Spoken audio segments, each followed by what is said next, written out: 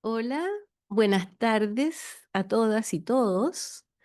Estamos muy satisfechos en el departamento de tener esta quinta clase de la séptima versión de nuestro curso Salud Pública. Así que saludamos con cariño a los presentes, tanto en el auditorio como en el Zoom, ¿ya? En esta oportunidad, la clase se titula La salud como problema de salud mental, perdón, como problema de salud pública. La va a hacer el doctor Rubén Alvarado, que es de la casa, es de la Universidad del Paraíso. Se los voy a presentar porque tiene bastante pedigrí. Él es un médico cirujano especialista en psiquiatría general de la Universidad de Chile, magíster en salud pública de la Universidad de Chile, doctor en psiquiatría y cuidados comunitarios de la Universidad de Granada, España, y del programa de formación en salud internacional OPS-OMS, Washington, D.C., USA. Profesor asociado, docente de posgrado en programas de magíster y doctorado de la Universidad de Valparaíso, ha realizado varios proyectos de investigación. Durante los últimos 30 años ha incursionado en diferentes áreas relacionadas con la salud mental, la epidemiología, las posibles causas psicosociales de estos problemas, las condiciones que generan inequidades como el estigma, el desarrollo de instrumentos que permitan identificar los problemas, así como la evaluación de servicios y políticas y el diseño de acciones para actuar sobre los problemas, ya sea para prevenirlos o para atender sus necesidades. En los últimos años ha potenciado su trabajo internacional con grupos de trabajo en diferentes partes del mundo, pero con mayor énfasis en América Latina. Bueno, los dejo con mucho grado con este maravilloso personaje que nos va a colaborar en este curso. Doctor, por favor. Bueno, voy a tener que estar aquí en este podio. Me gusta más moverme, conversar, en fin, pero entiendo que si no sería difícil porque uno es para el Zoom y el otro es para la sala. Entonces sería complicado andar con los dos caminando.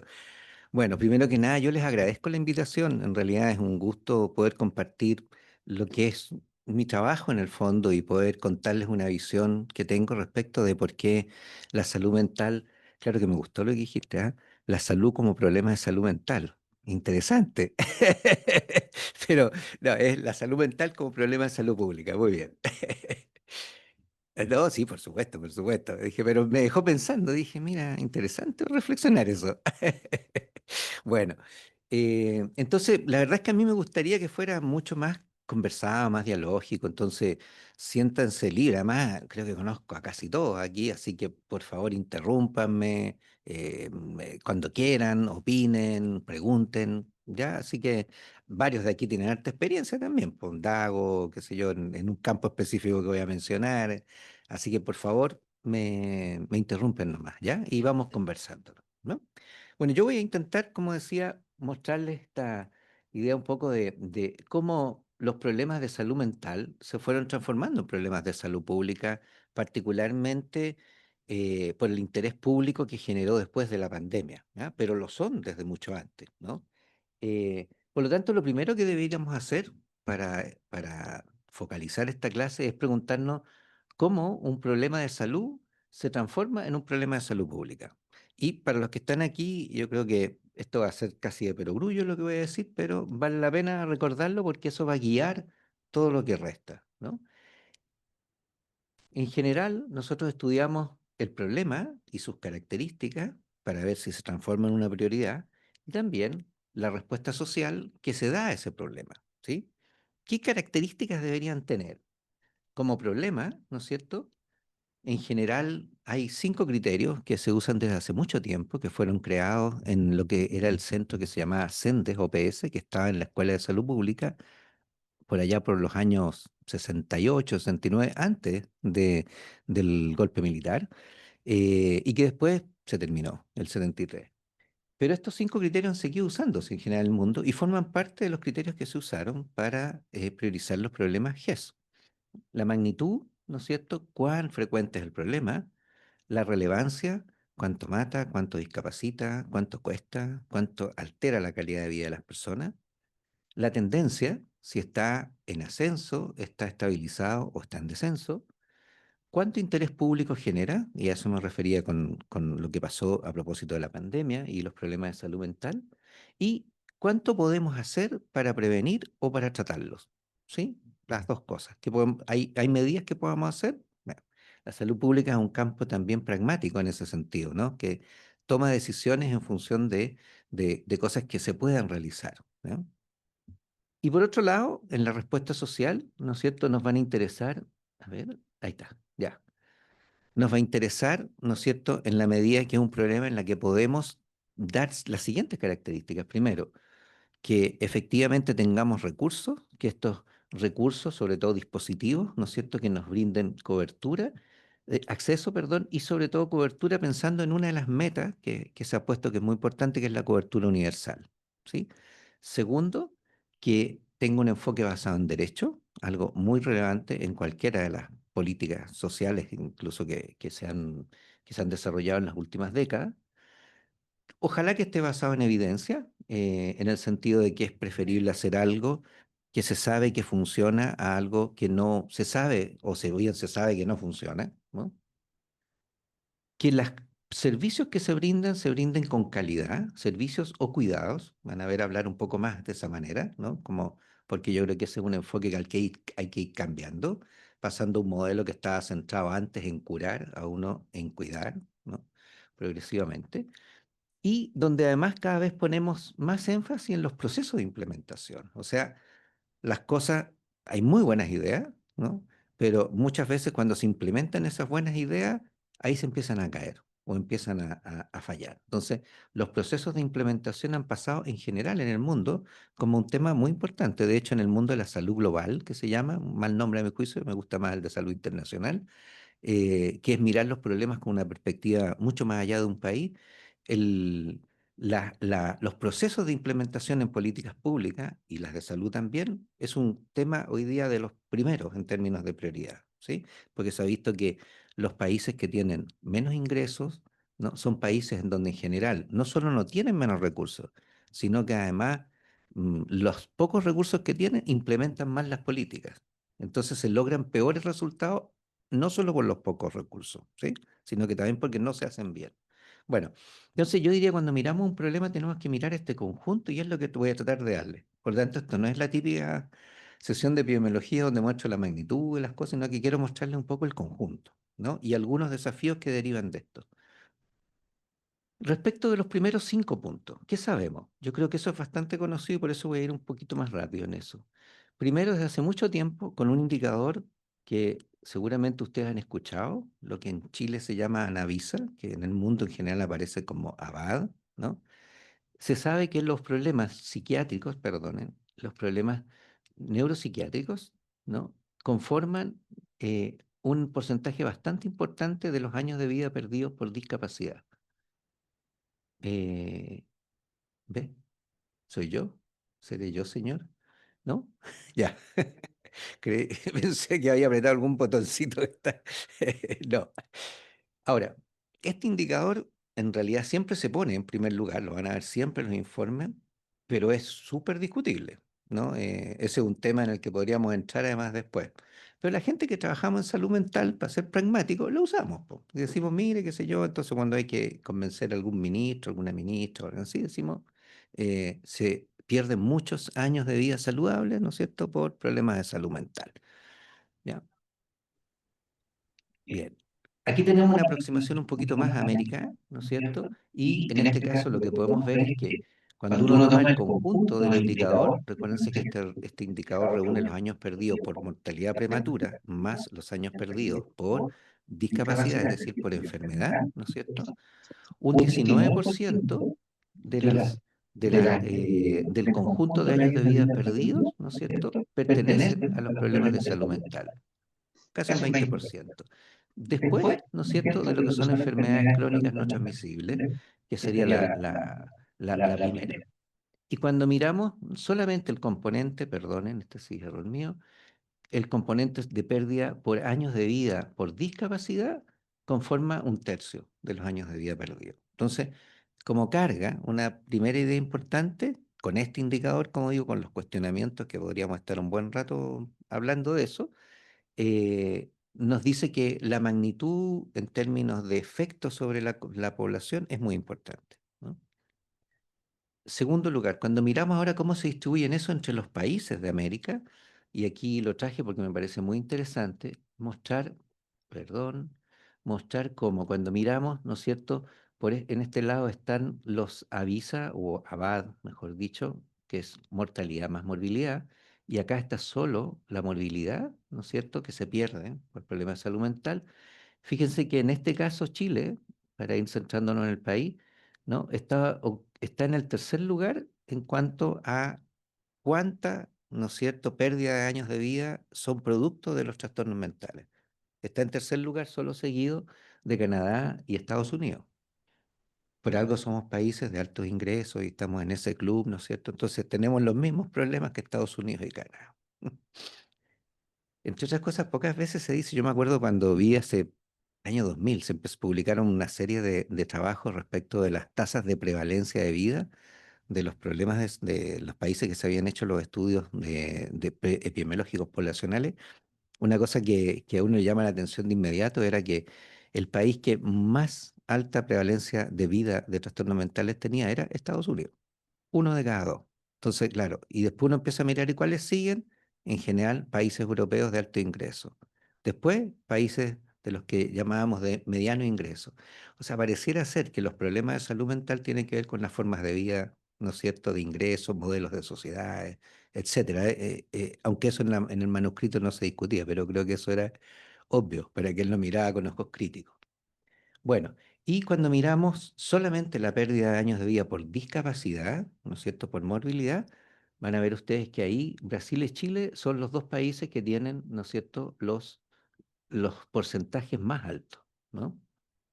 Bien, esto probablemente tiene que ver con que, si se fijan, Estados Unidos baja, ¿no es cierto?, y Canadá también, pero es porque probablemente el sistema de atención logra evitar más la muerte que en los otros países, y por eso se pierde menos, ¿no? Esa es la razón por la que sucede eso. Pero nosotros estamos arriba rankeando, entonces nosotros tenemos el mejor de los mundos, digamos. Creo que se entendió la ironía.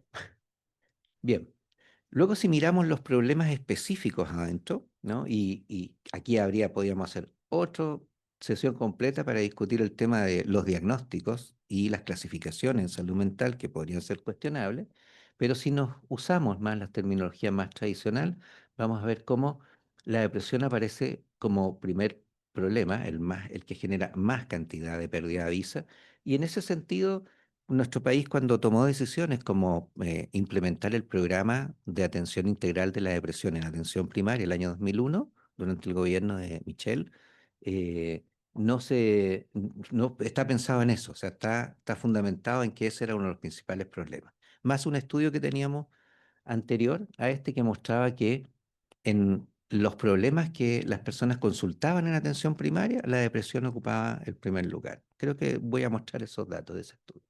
Muy bien. Ahora, ¿qué sabemos en general? ¿Cuál es la magnitud de los problemas en general en el mundo?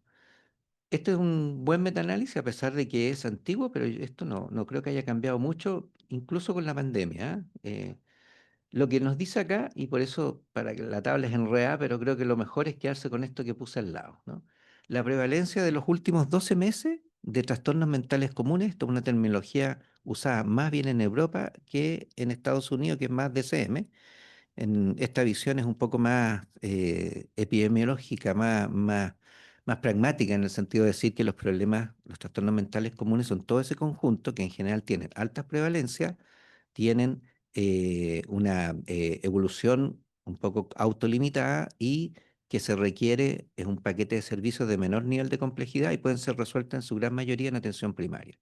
Los trastornos mentales severos es otro grupo, ¿no?, que es al revés, más bien tienen una baja prevalencia, son problemas más complejos y que en general deben ser atendidos en su mayoría por sistemas más especializados y en general consumen más recursos. Es un poco la lógica. A ver, y esta revisión sistemática lo que mostraba, ¿no es cierto?, era la frecuencia de lo que llamamos trastornos mentales comunes. Y ustedes pueden ver ahí, o sea, no pueden ver todavía, pero lo van a ver, que, que el valor que llega, no sé, al que se llega después de la revisión sistemática es que alrededor de un 17% de las personas en un año, ¿no es cierto?, tienen algún tipo de trastorno mental de los que llamamos comunes, entiéndase, trastornos depresivos, trastornos de ansiedad, esa área, ¿ya? 17,6% para ser más preciso, ¿no? Y esto varía un poco en los distintos áreas del mundo, ¿no? Algunas son un poco más frecuentes y otras menos frecuentes. Van a ver ustedes que en general los países de mayores ingresos, a ver, esperemos un poquito para no... Ahí está, ¿no? Ustedes pueden ver en general, si se fijan, ¿no es cierto? Aquí están las cifras más altas en lo que es la zona del Medio Oriente y el norte de África, ¿no es cierto? Con estas cifras más altas y después le sigue América Latina, ¿no? Eso, quedémonos con eso mientras. Si medimos la prevalencia de vida, recuerden ustedes que ese es un concepto que se refiere a que qué porcentaje de la población tiene a lo menos una vez el problema a lo largo de la vida, ¿sí? Entonces, la cifra es cercana al 30%, o sea, uno de cada tres personas en promedio en el mundo, con las diferencias que vemos que existen, ¿no es cierto?, entre los distintos lugares, y donde nuevamente los países de alto ingreso, fíjense, ocupan, ¿no es cierto?, tienen cifras más altas respecto de la prevalencia de vida, es uno de cada tres personas, ¿no? Para hacerse una idea. Entonces, esas son un poco las cifras. Una de cada tres personas, ¿no es cierto?, tiene algún problema de salud mental a lo largo de la vida, al menos uno, y un 17%, o lo que sería más o menos como uno de cada cinco a uno de cada seis, tiene un problema de salud mental en el último año, ¿no? Al menos uno. Muy bien. Luego, ¿qué tan frecuente es esto en Chile? ¿No? Nuevamente esta tabla es enredada si la miramos en su conjunto, pero quedémonos con esta cifra de acá abajo. Ahora, ¿de dónde proviene esto? Del único estudio que hay en Chile, que es un estudio hecho por el equipo de la gente de la Universidad de Concepción, que es un estudio de prevalencia hecho con cuatro proyectos distintos que fueron hechos. Cada proyecto fue una ciudad, ¿no? En el fondo partió en Concepción y esos los datos se tomaron alrededor de 1989. Los segundos datos se tomaron en Santiago alrededor de 1992. Después en Iquique, el 93-94. Y en Cautín, solamente, o sea, la provincia de Cautín, en el 97, me parece. Entonces, fíjense que estamos hablando ya de 30 y más años atrás, ¿no? Pero esos son los datos que tenemos, son los que manejamos hasta ahora. Y cabría en realidad volver a hacer un estudio, ¿no?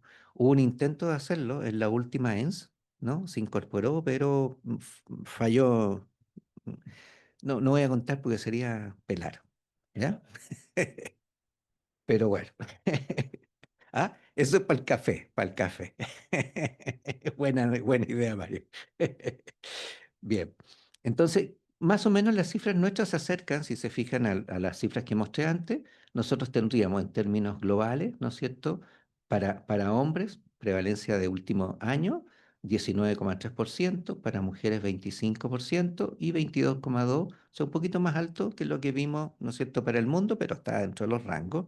Y las prevalencias de vida, lo mismo para ambos sexos, 31%, un poquito menos para hombres, un poco más para mujeres, ¿no? Pero alguien dice también que el DCM en el que está basado este está masculinizado. O sea, aquí también hay un tema de género que no se mira cuando se toman estos instrumentos que son tan generales. Entonces habría que aquí mirarlo un poquito en el sesgo que se tiene, ¿ya? Masculinizado me refiero a que está mirado de manera en que entonces la mujer aparece como más afectada, por decirlo así, ¿ya? A eso me refiero. Muy bien. Estos son los datos, pero sabes que no me voy a tener en esto porque muestra, la verdad es que muestra como algunos determinantes que son importantes, pero la verdad es que no son, no es un estudio que haya tenido como un trasfondo de estudiar determinantes sociales. No se, en una época en que todavía no hablamos de eso, aunque ya estaba desarrollándose la biología social en el mundo, pero no lo hicieron con esa perspectiva y además estos estudios se hacen utilizando un instrumento que se llama CIDI, que es un instrumento que viene estandarizado, ¿no?, por el grupo que lo maneja, ¿no? Entonces, los datos que vienen adentro no están orientados hacia trabajar o estudiar determinantes sociales. Entonces, voy más bien a pasar más rápido, ¿no? No me voy a centrar en esto porque no tiene mucho sentido. Otro de los temas relevantes, ¿no? Y que ustedes lo han escuchado harto y que se ha transformado en un tema en los organismos multilaterales súper importante, es el tema de las muertes por suicidio, ¿sí? Este podría ser un capítulo completo al que podríamos dedicarle, ¿no? Pero a lo mejor para mostrarles la relevancia, fíjense que la última, la última comisión de expertos que generó la OPS para trabajar en salud mental, o sea, lo que en estos momentos está trabajando, está discutiendo, es en realidad cómo mejorar los problemas de salud mental y prevenir el suicidio. Fíjense que lo toman como un tema específico, ¿ya? Entonces, prevención del suicidio se ha transformado en un tema por sí mismo muy importante. Aquí lo que ustedes pueden ver son las tasas, ¿no es cierto?, por 100.000 habitantes de muertes por suicidio, ¿no? Y lo que observan, ¿no es cierto?, son todos los países. Nosotros estamos aquí en la mitad superior y aunque hemos tenido una tendencia un poquito hacia la baja en los últimos años, igual estamos, no hay que olvidar que estamos en el cuarto quintil, ¿no?, del grupo donde en primer lugar aparecen estos grupos y Guyana, ¿no es cierto? Algo que en realidad siempre llama la atención porque no está muy claro por qué Guyana, pero efectivamente es así. Quiero que miren perdón, este que sigue, ¿no? Y no me digan que no puse Guyana, no, ahí puse Guyana, sí, está bien, ahí está. Fíjense que no es un tema de que haya aparecido un dato específico, sino que en realidad se sostiene en forma alta en la última década, ¿no? Nosotros, ¿no es cierto? Hemos ido, si se fijan, con un poquito de descenso aquí, pero esto le falta las últimas cifras. Ya, esto lo pueden sacar cualquiera de ustedes de la base de datos del Banco Mundial, donde se pueden construir estos mapas, los arroja automáticamente, ¿no? Entonces pueden ver que países como Estados Unidos, por ejemplo, está en crecimiento, no ha parado, ¿no? Países como Chile tuvo un pico acá, ¿no es cierto? Y después desciende, pero aquí vuelve a ascender nuevamente, ¿no? En los últimos años. Estas son cifras que todavía no están en esa base de datos. Pero si uno mira el conjunto de América Latina, es esta la cifra, ¿no? Si ustedes se fijan, va muy en crecimiento cuando mira todos los países de América Latina. Entonces, para América Latina este es un tema de prioridad, ¿no? Bien. Aquí hay otro tema que yo creo que de este probablemente hayan escuchado poco, pero en la discusión más internacional, se ha transformado en un tema de los primeros, así junto con el suicidio, y es el exceso de mortalidad que tienen las personas que tienen un diagnóstico de salud mental. Se ha visto, ¿no es cierto?, que el riesgo es que las personas que tienen un diagnóstico del tipo trastorno psicótico se mueren en promedio 20 años antes que la expectativa de vida de su corte de nacimiento. O sea, es tremendamente importante, ¿no? Bueno, esta es una síntesis, es un trabajo que es la síntesis y que sirvió además de base para un encuentro que hubo específicamente para resaltar a nivel mundial y destacar este problema, ¿no? Ahí ya aparecen algunos datos como el riesgo, ¿no es cierto?, de morir es 2.2 veces respecto de la población general, ¿no? Bien, un dato, o sea, una síntesis que juntó más de 200 estudios, ¿no es cierto?, hecho en 29 países, en su mayoría países más ricos porque tienen más recursos para investigar, ¿no? Pero de todas maneras, ¿no? Bien, ¿cuáles son los datos de este estudio? Si uno mira el conjunto, ¿no es cierto?, de todos los problemas de salud mental, ustedes van a ver que el riesgo de morir, el riesgo relativo, es 2.2 veces, pero también en trastornos que uno diría a lo mejor no tiene tanta relación, 1.86 los trastornos depresivos, 1.4 veces trastornos de ansiedad, y los trastornos psicóticos son los que tienen el valor más alto, 2.5. Ahora, em, estas muertes, uno diría, claro, se suicidan más, pero en realidad la mayor cantidad de muertes no es por suicidio, son por problemas cardiovasculares, cánceres, ¿no? No, los suicidios son pocos, son un poco más que el conjunto de la población, pero la mayor cantidad de muertes, el peso de estas muertes son cardiovasculares, metabólicas. O sea, entonces, el problema es que nos preguntamos por qué es así, ¿no? Y, y déjeme ver si la que sigue está, ahí lo remarco, ¿no es cierto? Pero además se separaron los resultados de estudios que venían de países de altos ingresos, que eran su mayoría, con unos pocos que venían de bajos ingresos. Y quiero que miren ustedes esta cifra, que es el riesgo relativo, es más de 2 veces. ¿no? En países de bajo ingreso respecto de países que son de alto ingreso. Entonces, aquí claramente hay una determinación social, ¿no? La forma y por qué hay que estudiarla más en profundidad, pero claramente aquí están actuando determinantes sociales, ¿no es cierto?, que tienen que ver con la pobreza, a lo mejor menos recursos, menos acceso a tratamiento, peores, peor calidad de los recursos que se utilizan, ¿no es cierto? Llámese fármaco, etcétera, ¿no? Em, Ahora, hay de trasfondo también otra discusión, que es que sabemos que los fármacos que se están usando hoy día, ¿no es cierto?, tienen un efecto muy importante desde el punto de vista del riesgo metabólico, ¿no es cierto?, y cardiovascular. Entonces, uno de los targets, por decirlo así, a los cuales se está mirando, que pudiera ser la causa de por qué se produce esta muerte 20 años antes, puede tener que ver también con los fármacos que estamos usando. Entonces, eso es parte de la discusión y que cuesta a veces darla en el mundo de mis colegas psiquiatras, pero es parte de la discusión que hay que dar, ¿no? Cuando las cifras nos llaman la atención. ¿Sí? Bien. Muy bien. ¿Qué pasa con los niños? Este es el único estudio hecho en Chile, lo mismo, utilizando una metodología similar a la otra, ¿no? Pero es la encuesta que se usa para niños, que es el DISC. Y aquí las cifras, ¿no es cierto?, muestran que en promedio los niños nuestros, niños, niñas y adolescentes, ¿no? Perdón, eh, disculpe, que cualquier diagnóstico, fíjense, ¿no es cierto?, que incluye, esta es la prevalencia de vida, si mal no recuerdo, sí, es 28,7%. Esto significa que casi uno de cada tres niños y adolescentes llega a tener un trastorno mental de alguno de los tipos que tenemos clasificados, ¿no es cierto?, como dentro de su etapa, ¿no?, de niñez y adolescencia. Los más frecuentes son los que aparecen aquí, ¿no es cierto? Los trastornos disruptivos.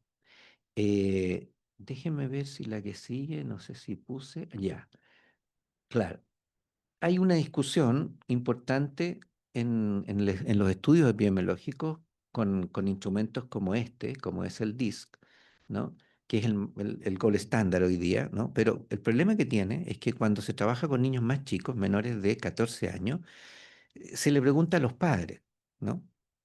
Sobre los 14 se le pregunta a los adolescentes, pero los más chicos se le pregunta a los padres. Entonces, lo que se ha visto es que hay una tendencia a sobredimensionar lo que llamamos trastornos externalizantes, o sea, aquellos que tienen problemas de conducta visible y que generan, ¿no es cierto?, conflicto, lo que llaman conductas disruptivas, pero también están subestimados lo que llamamos trastornos internalizantes, o sea, lo que serían los cuadros depresivos, ansiosos en los niños. Entonces, a lo mejor se compensan. Bueno, eso dio origen a una línea nueva de estudios epidemiológicos que dirige una colega en Francia, pero que se fue extendiendo como proyecto a distintos países. Esta es la publicación que se refiere a los datos ¿cómo se llama?, en Europa. Y este nuevo instrumento se llama Dominic Interactive, que es el que está aquí, ¿no es cierto? Ese. Y lo que ella hizo entonces fue estudiar la frecuencia de trastornos internalizantes y externalizantes con este instrumento. ¿Cómo es el Dominic? Yo en este caso tengo la suerte de conocerla, de haber estado conversando con ella y ver cómo funciona además este instrumento. Es una aplicación en la que utiliza la perspectiva proyectiva de los niños. Entonces lo que se hace es que se va contando una historia de un niño o niña, que en realidad la figura del niño o niña que aparece en la aplicación es ad hoc al niño que está respondiendo, niño o niña. Entonces, o es hombre o es mujer, o tiene una orientación sexual distinta, el color de la piel también cambia. Entonces, y la vestimenta también cambia. Entonces, se programa para el niño, niña, adolescente que va a responder, ¿ya? Y entonces se supone que en esa historia va proyectando mucho mejor lo que le sucede a este niño o niña que aparece ahí y por lo tanto, ¿no es cierto? Eso permite que ese niño proyecte y por lo tanto podamos descubrir qué está pasando con él o ella. Bien, entonces, ¿no es cierto? Ahí ella encontró en todos los estudios, si se fijan, en general, que los trastornos internalizantes son casi el doble o más, ¿no es cierto?, que los trastornos externalizantes. Por lo tanto, es posible que lo que hasta ahora hemos estudiado, ¿no es cierto?, en Chile, ¿no? No me voy a meter en los detalles, pero quizás estemos subestimando bastante los trastornos internalizantes y a lo mejor la prevalencia incluso es mayor, ¿no? Si con esta relación de 1 a 2. Bueno, muy bien. No, no lo sabemos porque tampoco sabemos cuánto está sobreestimado los externalizantes. Bien, ¿qué encontramos en la pandemia? Estos son datos de un estudio Fondef que tuve que por pura casualidad, en realidad, tomamos una muestra de niños entre séptimo y tercero medio entre mayo y junio del año 2019. Fíjense, justo un año antes en partir la pandemia y antes del semestre en que tuvimos, ¿no es cierto?, el estallido social. Y después, la segunda etapa, me tocó volver a repetirlo en mayo y junio del año 2022. Por lo tanto, no son exactamente lo mismo, no es una corte, pero sí son dos visiones, ¿no? En dos momentos determinados, con niños de la misma edad, de modo muy parecida a la distribución por sexo, ¿no? Bueno, ¿qué encontramos? Esta fue la situación prepandemia, ¿no? Mayo-junio 2019, y esta es la situación post-pandemia. Y lo que ustedes pueden ver es que en general, ¿no es cierto?, hubo un crecimiento cercano al 50%, ¿no es cierto?, en todas las áreas. Son instrumentos estandarizados, ¿no? Como este el DANCE 21, este se lo cacha. Y ustedes pueden ver que creció en todos, pero fíjense ustedes particularmente, el riesgo suicida, ¿no? Que sería como más bien alto riesgo suicida, como crece de 29 a 37%, ¿no? Y intentos suicidas crecieron de 12 a 16%, ¿sí? Es una cifra alta, ¿no? Lo más probable, sí, yo creo es que esto ha bajado un poco a medida que hemos ido saliendo, avanzando los años después de la pandemia, pero en realidad aquí podemos de alguna manera cuantificar, ¿no?, en forma más empírica lo que sucedió en la pandemia con los problemas de salud mental, ¿no? Esto lo más probable es que lo vamos a publicar pronto, va a aparecer pronto esta cifra. Bueno, luego, una pregunta que uno siempre se hace, ¿han aumentado los trastornos depresivos, los trastornos de ansiedad? Yo me acuerdo que esto, cuando hacía un curso de salud mental dentro del Magíster de Salud Pública en la Escuela de Salud Pública, años atrás, no estaba el Ítalo todavía por ahí, no era más, usted es muy joven el Ítalo. Esta fue una pregunta que yo me hacía, entonces me dediqué a buscar bibliografía para ver qué encontraba, y en realidad no habían estudios que pudiera concluir uno si habían o no habían aumentado, qué había sucedido, porque el problema más importante es que los cambios en los criterios diagnósticos hacía que no fueran comparables en el tiempo. Entonces, recién se estabilizan un poco los criterios diagnósticos, o sea, son muy parecidos desde los años mitad de los 80 en adelante. Entonces, por eso que estudios que fueran antes que eso costaba mucho compararlos en el tiempo. Entonces, habían algunas proyecciones que se hacían, pero en verdad eran muy teóricas. Entonces, pero recién empezaron a aparecer algunos estudios que ustedes pueden ver, uno en particular, ¿no es cierto?, que son más nuevos, no me va a tener en esto, no tampoco. Esta es la síntesis final, es los datos del metaanálisis, ¿no? Y aquí están puestos, ¿no es cierto?, las cifras en función de los momentos en los cuales fueron hechos los estudios. Y lo que aparece como síntesis, que es este cuadrito que está aquí, como en los metaanálisis, es que, ¿no es cierto?, pareciera haber, cuando uno toma todos, un crecimiento que es de alrededor de un 33% respecto de los estudios de los primeros que están aquí, que son del 2000 en adelante, ¿sí? Entonces, pareciera que sí, efectivamente, estamos viviendo una tendencia al aumento en los problemas de salud mental. Acuérdense que ese era uno de los criterios para definir que un problema fuera de salud, un problema de salud pública. Bien, esto es algo en desarrollo, ¿ah? No, este es como un dato, una publicación que me parece interesante en términos de que hay una buena síntesis ya. Bien, y con los niños, ¿no es cierto? Lo único que encontré para hacer una comparación son los estudios de carga de enfermedad en dos olas distintas, ¿no? Esta es la comparación en la ola de los estudios de carga de enfermedad hechos alrededor del año 2000, si mal no recuerdo, sí, 2000 y 2015. Entonces, estas barras lo que representan es la magnitud de ABAT perdidos en niños y niñas, ¿no?, en distintas áreas, ¿no? Estos son problemas nutricionales, donde hay un crecimiento, y estos son los problemas de salud mental, donde también hay un crecimiento. De hecho, son las dos áreas donde cuando se comparan las dos olas de estudios de carga de enfermedad en los niños, Son las dos áreas en donde hay un aumento de los problemas, ¿no es cierto?, tanto de salud, en lo nutricional y en salud mental, ¿no? Entonces también en los niños pareciera que está en incremento. Esa parece ser la tendencia. Bueno, ¿y qué pasa con lo que llamamos trastornos mentales severos? Esta es una buena síntesis también, ¿no? Por eso la traje acá. Hay Aquí no ha cambiado tanto los criterios diagnósticos, así que se puede ir de alguna manera mucho más atrás con los estudios epidemiológicos hechos. Pero lo que sí pasó es que cuando inicialmente se utilizaron estas encuestas estandarizadas en epidemiologías como el CIDI, si ustedes miran los reportes, por ejemplo, que hizo el equipo de Concepción al inicio, van a ver que aparece la prevalencia de esquizofrenia, ¿ya? Pero después se observó que la forma en que ellos se medía utilizando esta encuesta no permitía un nivel de precisión muy bueno. Entonces se sacó posteriormente. Entonces ellos usaron la versión 1.1 del CIDI, hoy día está vigente la 3. No me acuerdo si 20 y tanto me parece. Hoy día ya no se usa. Hoy día se considera que esas preguntas son solo un screening. Por lo tanto, no es un buen estudio de prevalencia.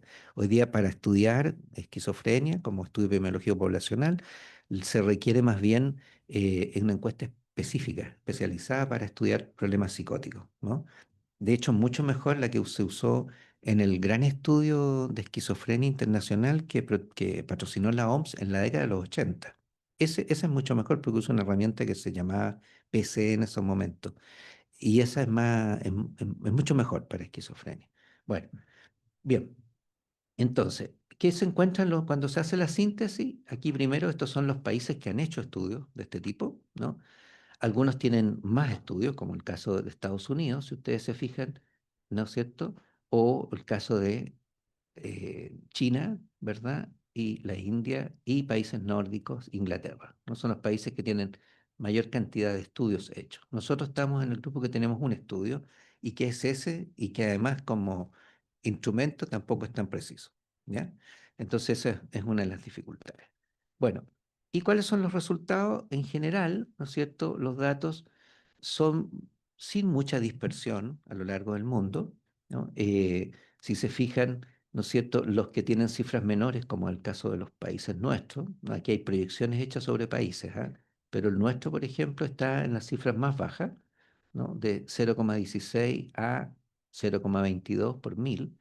En cambio, los países que tienen la cifra más alta, fíjense que son como casi el doble, como un 80% más. ¿No? No es tanto, porque son cifras bajitas, ¿ya? China es el país que aparece con las cifras más altas, ¿no? Y seguido después de Australia, ¿no? Pero o sea, si bien como porcentaje es alto, no es mucha la cifra, ¿no? Es un poquito más, ¿no? Una persona más, por decirlo, por 1000 habitantes, ¿no? Bueno, ahora, ¿cómo se explican la tendencia a crecer y cómo se explican las diferencias? Fundamentalmente, ¿no es cierto?, utilizando el modelo de determinantes sociales. Eso es lo que hoy día está mucho más, tiene mucha más evidencia. Esta es una aplicación del modelo de determinantes sociales, pero la verdad es que podríamos buscar muchas otras, ¿no? La tomé porque es como la más reciente respecto de cómo funcionarían los determinantes sociales y cómo se vincula con las metas del desarrollo sostenible en los problemas de salud mental. ¿Ya? Pero no me voy a detener en esto porque yo estoy seguro que ya lo han visto en otras partes de este curso. Un tema importante que también que tiene que ver con el modelo que aparecía acá antes, ¿no es cierto? Voy a tomar unos dos o tres aspectos de estudios que hemos hecho en Chile. Uno tiene que ver con esto, ¿no? Que es el único estudio de capital social y su relación con salud mental. Yo creo que ustedes conocen y ubican el concepto de capital social, ¿no? ¿Sí? Sí, capital social se refiere, ¿no es cierto?, a aquel, es un concepto operativo el que voy a usar, ¿no? Pero el concepto es como una comunidad, ¿no es cierto?, tiene un buen nivel de cohesión, ¿no? Por lo tanto, tiene alto nivel de organización, confianza mutua, participación social, y hay relaciones de tipo recíproca, ¿no? Eso se operacionalizó, ¿no? A través de un instrumento que desarrolló Ichiro Kawachi, que es uno de los que ha estudiado bastante el tema de cohesión social o capital social, no sé, un buen concepto, creo que cohesión social es mejor. Y entonces que ustedes tienen algunos de los Yo tomé el instrumento de Kawachi, el que lo había traducido y validado en Chile un colega, ¿no es cierto?, que se llama Jaime Zapag de la Católica, y lo que hice fue ver su relación en un estudio poblacional de trabajadores que me tocó hacer en Chile. Entonces, ustedes pueden ver cómo las dimensiones que son, ¿no es cierto?, las de confianza, las dimensiones de ayuda mutua, ¿no es cierto?, que tiene que ver con integración, cohesión social y participación social, ¿no? Las tres dimensiones, cuando uno ve cómo se relacionan con un instrumento que es para hacer screening de salud mental, uno de los más usados, incluso para definir casos de salud mental, en todos los casos vemos que está absolutamente asociado, ¿no? Entonces, en nuestro país, así como se ha escrito en otras partes, el capital social, que entre otras cosas, desde el estudio, no sé si me equivoco, el 2006 fue el primer estudio del PNUD sobre capital social en Chile y cómo se había ido deteriorando, ¿no? Bueno, tuve un llamado de atención también para decir, bueno, este es un tema importante, ¿no? Y cuando trabajamos con perspectiva comunitaria, es uno de los temas que deberíamos tener, o una de las visiones que deberíamos tener presente, ¿no? Este es otro tema, el estigma, ¿no? También en otro estudio poblacional, ¿no es cierto?, con trabajadores, esta población es una muestra representativa de los trabajadores de Chile, utilizamos un instrumento que está estandarizado para medir nivel de estigma público, que se llama, o sea, qué se piensa respecto a los problemas de salud mental, y ustedes pueden ver que los resultados son estos. Nuestra población es altamente estigmatizadora, ¿no es cierto?, de las personas que tienen algún diagnóstico de salud mental. Solo miremos algunas cifras, ¿no? Por ejemplo, la forma en que se hace es que se hace de forma proyectiva, ¿no? La pregunta. Porque la gente tiende a contestar por deseabilidad social cuando se pregunta estas cosas, por eso se pregunta de esta manera. Entonces, la mayoría de la gente cree que una persona con una enfermedad mental severa es peligrosa e impredecible, un 71% dice que sí. O sea, es súper alto. La mayoría de la gente aceptaría a una persona con una enfermedad mental severa como amigo cercano, solo un 38%. Bueno, y ustedes pueden ver el resto de las cifras, ¿no? En distintos aspectos de la vida. Eh, para la Organización Mundial de la Salud, ¿no es cierto?, el estigma hacia las personas que tienen un problema de salud mental, estigma que implica discriminación, exclusión social, es el principal factor discapacitante, así como factor específico, así como el tabaquismo sigue siendo un factor específico importante, ¿no es cierto?, para los riesgos cardiovasculares, etcétera, y que son hoy día las principales enfermedades, ¿no es cierto?, desde el punto de vista de nuestro perfil epidemiológico. El estigma es el factor más importante, ¿no es cierto?, desde el punto de vista de generar discapacidad en las personas que tienen un problema de salud mental. Entonces, por eso es un tema relevante. Y estas cifras que yo muestro aquí, no como lo ha mostrado Jaime Zapag, no cambian mayormente, ¿no es cierto?, si estamos midiendo en trabajadores de salud, particularmente de atención primaria, que es donde lo hemos medido. Son más o menos las mismas, lo que es interesante, ¿no? Bueno, y hay un estudio no hecho en Chile, estudio hecho en Perú, que lo midió en los estudiantes de medicina, de primero a séptimo. ¿Y qué creen ustedes que encontramos? Cómo va creciendo a lo largo de los 7 años, ¿no es cierto?, la visión estigmatizadora. Entonces, también eso llama la atención, ¿no? A propósito de los estudiantes de medicina que tenemos aquí. Muy bien. Bueno, pero son especiales ustedes, por algo están aquí, ¿no es cierto? Bueno, ¿y qué sucede con la respuesta social? Pasamos ahora al otro lado, ¿no? Estamos viendo los problemas ustedes pueden ver que en general tienen una alta magnitud, generan muerte, discapacidad, como hemos visto, hablamos del suicidio, hablamos del exceso de mortalidad, ¿no es cierto?, en personas con este diagnóstico, hablamos también, ¿no es cierto?, de las tendencias que aparentemente son crecientes, el interés no necesito mucho mencionarlo porque hoy día es un tema que aparece en todos lados. Pero ¿qué pasa con la otra parte? ¿Qué podemos hacer? ¿Cómo se organiza la respuesta social? ¿No? Entonces, aquí hay un cambio que es muy importante y que en realidad tiene que ver con una tensión que es muy política, no sé, es muy política, ¿no? De hecho, aquí la vivimos hace unos años atrás a propósito del debate sobre el uso del electroshock en el hospital psiquiátrico nuestro, ¿no?, en El Salvador. Eh, eso, si uno sale un poco de la disputa específica, en realidad eso forma parte de un debate internacional que existe, ¿no? Y que voy a tratar de mostrarles un poco ahora cómo son las tendencias y qué sucede. Uno de los cambios, uno de los hitos más importantes en el caso de América Latina fue lo que se llamó la Declaración de Caracas, ¿no? Que fue un encuentro de los ministros de salud en noviembre del año 1991, en donde, no, 90, perdón, 90, 91, 90, me parece que, sí, donde se planteó que los países debieran avanzar a la creación, perdón, a la reducción, ¿no es cierto?, de personas hospitalizadas en largas estadías en hospitales psiquiátricos y cambiar, ¿no es cierto?, el sistema de atención hacia la atención primaria, o sea, donde la salud mental fuera un componente muy importante en la atención primaria. Eso es lo que se decía ahí, eso cambió un poco, pero después, pero eso es lo que se planteó en la Declaración de Caracas y se entiende y se ve en el panorama de la discusión sobre políticas públicas en esto, a la Declaración de Caracas como un hito fundacional. ¿No? Así, es el momento en donde los ministros de salud de los países de América dicen vamos a cambiar nuestros sistemas de atención en salud mental. ¿Ya? Algo que no es tan fácil, pero ese fue el compromiso, ¿no? Después de eso fueron saliendo documentos que son importantes y quienes se interesen por esto, yo creo que esos son documentos que marcan hitos. Este fue, la OMS todos los años saca algún informe sobre salud en el mundo y la focaliza en un tema específico. El del año 2001, ¿no es cierto?, fue en salud mental. Y este informe es muy bueno y sigue, yo diría, bastante vigente hasta el día de hoy, ¿sí? Como para mirarlo. Y después vienen en general los planes de acción que empezaron en la década del 2010 en adelante, ¿no? Hasta llegar finalmente a los últimos documentos, que son estos, ¿no? Este es el informe de salud mental sacado por la OMS y este es la última documento para implementar políticas públicas en América Latina post pandemia, post COVID, ¿no? Que es, yo diría que es el documento hoy día como guía en términos de la discusión más de política en salud mental global, ¿ya? Bien. Ahora, para contextualizar un poco estos procesos de reforma, ¿no? ¿Qué sucedió?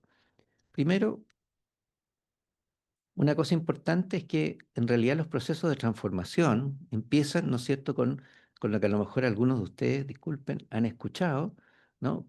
Con la crítica que se inicia en la década de los 50, incluso un poco antes, con la corriente antipsiquiátrica, con las corrientes, ¿no es cierto?, en Inglaterra, en Italia, en fin, que llevan, ¿no es cierto?, a cuestionar, en primer lugar, el tema de los derechos humanos, la violación de derechos humanos de personas que estaban en hospitales psiquiátricos y después progresivamente se empieza a discutir si ese modelo tiene sentido, si sirve realmente a las personas, si genera realmente cambio, o sea, que las personas logran salir adelante o no. O sea, la primera discusión es sobre los derechos humanos, la segunda es más técnica y finalmente hay una discusión económica. Sostener grandes hospitales psiquiátricos pareciera ser más costoso que sostener, ¿no es cierto?, redes de servicios comunitarios, ¿no? Pero eso también, como los que estudian economía en la salud saben que depende de cómo se financian los sistemas, ¿no es cierto? Si puede ser más costoso o menos costoso, ¿no? Eso es parte también del debate. Y en América Latina siempre vale la pena recordar que nosotros, particularmente en esta década, fines de los 60 y parte de los 70, hasta que empiezan los golpes militares en muchos de los países, a excepción del de Brasil, que fue en el 64, pero de ahí en adelante estas experiencias germinales se acaban. Entonces, en Chile, por ejemplo, tenemos tres que son muy importantes. Una es que fue como la más extendida, la que sigue siendo un modelo, es la que se desarrolló en el área sur de Santiago y que encabezó el profesor Juan Marconi con todo un equipo, ¿no? Pero también está la desarrollada con una perspectiva más comunitaria, diría yo, más de salud comunitaria, que es la desarrollada por Lucho Weinstein y su equipo en la zona del centro poniente de Santiago y la otra es desarrollada en Temuco, que está más centrada como en cómo transformar un hospital psiquiátrico, ¿no es cierto? De manera de que las relaciones al interior sean mucho más orientadas a mejorar a las personas, y es la que encabezó Martín, eh, Martín, no, se me olvidó ahora. Bueno, un colega psiquiatra que después tuvo que exiliarse en Inglaterra. Bueno. Entonces, esas experiencias, y ahí podría contarles otras más en América Latina, pero la mayoría de ellas son muy interesantes porque incluso tienen una perspectiva más comunitaria que las que tenemos hoy día. Entonces, yo creo que tenemos que irlas recuperando un poco más, ¿ya? Bueno, ¿qué pasa después del año 90? ¿no?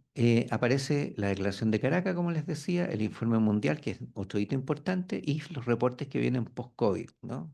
Les decía de la OMS, de la OPS.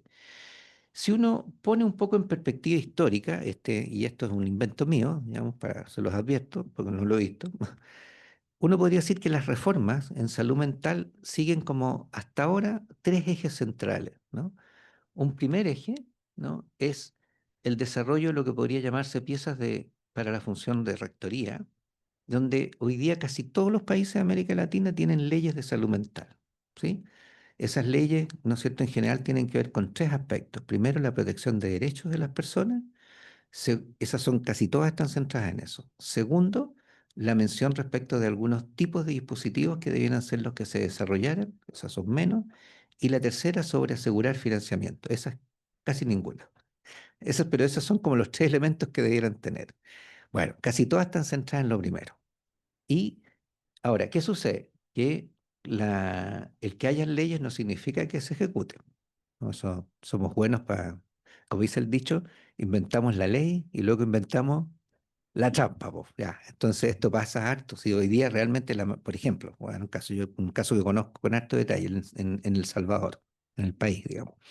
eh, Me tocó hacer una evaluación de la política y evaluar un par de aspectos, digamos, cómo estaban funcionando los servicios, etcétera, y cómo estaban formándose la gente. Entonces, El Salvador, por ejemplo, tiene ley, tiene una serie de políticas, incluso tiene protocolos, ¿no? Súper bien detallados, ¿no? Respecto de qué hacer frente a cada cosa y que supone que cada médico general, el centro de atención primaria, deberá hacerlo. Pero en realidad, ¿cómo funciona? Funcionan con un hospital psiquiátrico, ¿ya? En el cual están concentrados los 40 de los 42 psiquiatras que hay en El Salvador, ¿no? No tenían psiquiatras infantiles. La colega que estaba a cargo de la política en el Ministerio de Salud allá finalmente dijo, lo que voy a hacer es que vamos a financiar a los médicos generales que se interesaban en esto y los mandaron a hacer un programa rápido a México, está cerca, ¿no es cierto?, para formarse como médicos infantos juveniles, como psiquiatras infantos juveniles, perdón, y se formaron, ¿no? Volvieron, y cuando volvieron, entonces armaron, eso se llama eh, ¿cómo se llama? Un monopolio, ¿no? Porque eran dos. Entonces dijeron, no, pero nosotros vamos a trabajar en el sistema público 11 horas nomás. Nada más, el resto para la consulta privada.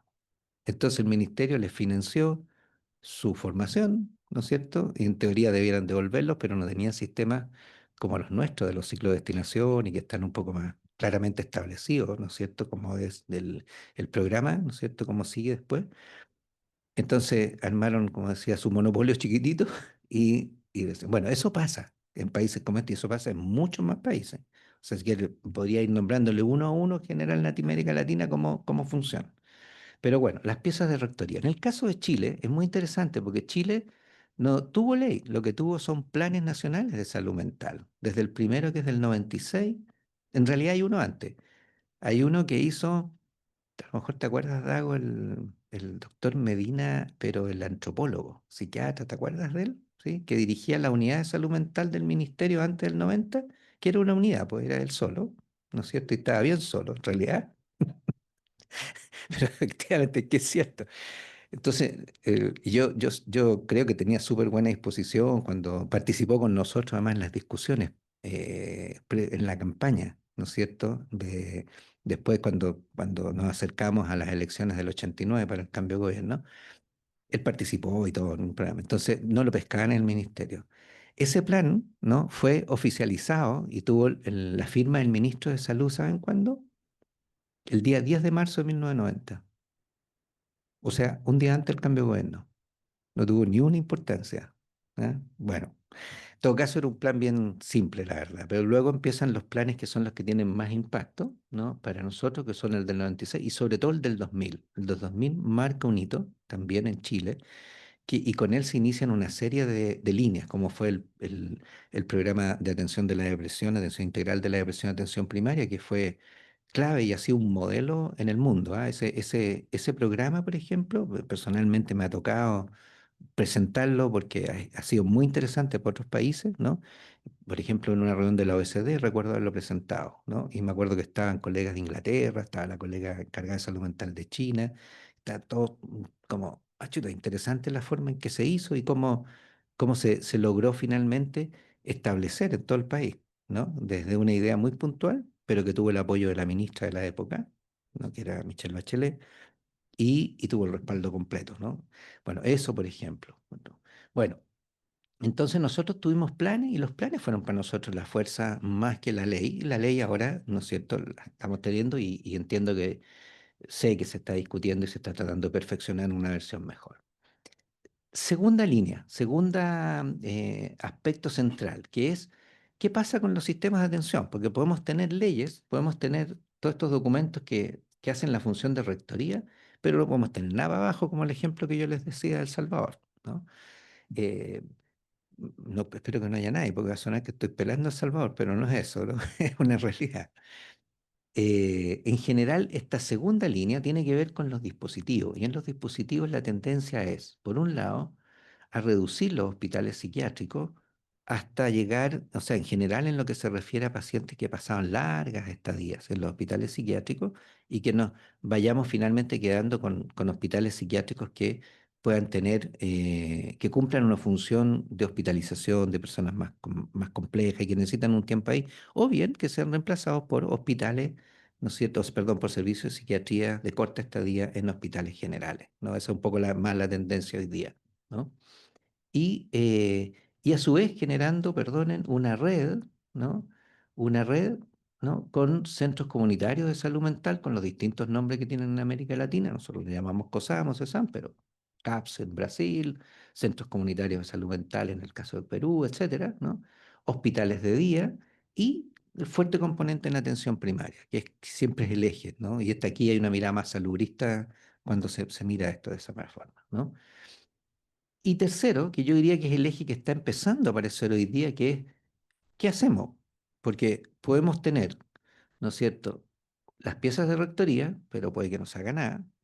Podemos desarrollar, ¿no es cierto?, la lógica que tiene que ver con los dispositivos, pero en estos dispositivos, en estos comunitarios sobre todo, puede que reproduzcamos las lógicas de los hospitales psiquiátricos a la antigua. Entonces, la discusión hoy día es qué hacemos ahora adentro, el modelo de cuidado específico. Y en eso hoy día el centro del debate, por lo menos en Chile está siendo así y en otros países también empiezan, que tienen ya dispositivos, por lo tanto mejoraron la accesibilidad. Esta es la discusión de hoy día. Entonces, hoy el debate se centra más bien, y eso está bien puesto en el plan nuestro 2017-2025, el de salud mental, ¿no? Que los valores básicos son el enfoque de derecho, ¿no es cierto? Que se operacionaliza como decisiones compartidas, decisiones anticipadas, el enfoque recovery, que significa que el foco está en cómo apoyamos y acompañamos a la persona para reconstruir su vida, más bien después de un episodio psicótico o algo así, en vez de aliviar los síntomas solamente, esa es una parte, pero más importante de eso es qué hacemos para apoyarlo en reconstruir la vida que quiera vivir, ¿no? Eso es el centro. Y así, entonces, ese es el tipo, ¿no es cierto?, de cuidado, ¿no? Enfoque basado también en lo que sería la salud mental basada en evidencia. Todavía hoy día se hacen muchas cosas que no se sabe si sirven mucho. También eso es importante. Está la discusión sobre los fármacos, son súper importantes como apoyo, pero por ejemplo, trabajado específicamente en primer episodio de psicosis. Y hoy día en el mundo lo que se recomienda es usar dosis muy bajas, incluso de preferencia de los antipsicóticos que usábamos antes, como aloperidol, más que los nuevos, por esto que les decía, por el efecto que tiene sobre la salud física. Y si se usan por tiempo muy limitado, porque no hay que olvidar que en el fondo los fármacos que usamos en el área de la salud mental son fármacos que ayudan a reducir síntomas, pero no ayudan a tratar la enfermedad, no son como los antibióticos, ¿sí? Por lo tanto, estamos tratando solo paliando síntomas, entonces hay que usarlos de esa manera. No estamos tratando de revertir un mecanismo, pero no la causa, ¿no? Que además las causas probablemente están mucho más distantes en términos de lo que sucede en la vida de esa persona. Bueno, otro de los temas importantes hoy día es la financiación, ¿no es cierto? Algo que ocupa un tercio de la pérdida de años de vida, ¿no es cierto? Según la carga, los estudios de carga de enfermedad, recibe apenas el 2% del presupuesto de salud, y esto no es muy distinto en los países. O sea, el país que tiene uno de los peores sistemas como Estados Unidos tiene 6%, ¿sí? Pero se va en tonteras, digamos. Inglaterra tiene 3%, o sea, no es mucho más. Entonces, este es un tremendo tema también, el tema del financiamiento. Eh, la cantidad de recursos, ¿no? Aquí vemos la distribución de los recursos, ¿no? Hacia el año 2020 para distintos países, ¿no? De América Latina y agregando datos como los de la OCDE, por ejemplo, ¿no? Entonces tenemos países como Argentina, por ejemplo, que tienen un psiquiatra por cuadra más o menos, pero en realidad tienen un sistema muy desarticulado, ¿no? Entonces ese es un problema que tienen ellos más bien.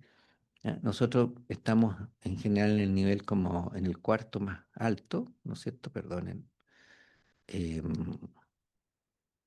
que está aquí, ¿no? En el caso nuestro. Y aquí está en el caso de la cantidad de atenciones, nosotros somos menos productivos, por decirlo así, que otros, ¿no? Pero tenemos mayor cantidad de recursos. En general, cuando uno mira los recursos, tenemos, eh, tenemos una gran cantidad de psicólogos, tenemos menos cantidad de psiquiatras, menos cantidad de psiquiatras infantos juveniles, enfermeras especializadas, trabajadoras sociales especializadas en esta área, son también pocas, especializadas me refiero, ¿no? Ahí hay un tremendo campo donde hay que desarrollar terapeutas ocupacionales también. Es una tremenda área en la que tenemos todavía necesidad de seguir avanzando, ¿no? En eso. Aquí están lo que los estudios epidemiológicos que se han hecho en América Latina y en América, ¿no? Como el de Canadá, no son muchos, pero al tomar estos, lo que se hizo es tratar de estimar la brecha de cobertura. Ahora, esta es la brecha de cobertura de la época en que se hizo el estudio. Así que recuerden que en el caso de Chile estamos hablando de hace 25, 30 años atrás, poco más incluso. Entonces, si ustedes miran, ¿no es cierto?, van a ver ahí la brecha de cobertura. Nosotros somos el país que aparecía en los mejores, ¿no? Cuando uno toma los casos más moderados a graves, ¿no? Teníamos una brecha de cobertura más baja respecto de los demás. Pero países como Estados Unidos, ¿no es cierto?, estamos casi en la misma situación, pero otros están, miren Guatemala, 84% no recibe atención.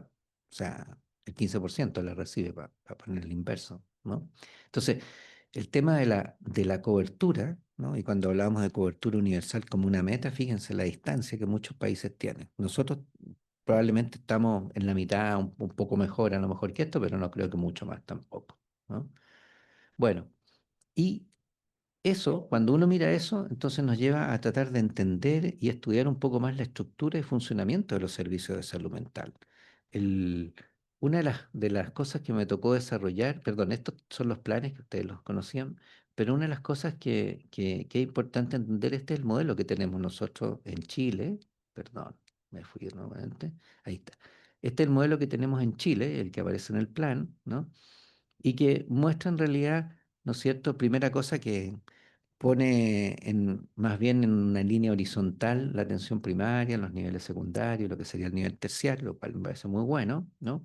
Plantea la necesidad de mirarlo territorialmente y por lo tanto redes de atención, donde el centro está en los COSAM o CESAM, ¿no? Y de ahí, ¿no es cierto?, hay otros dispositivos con los cuales están relacionados.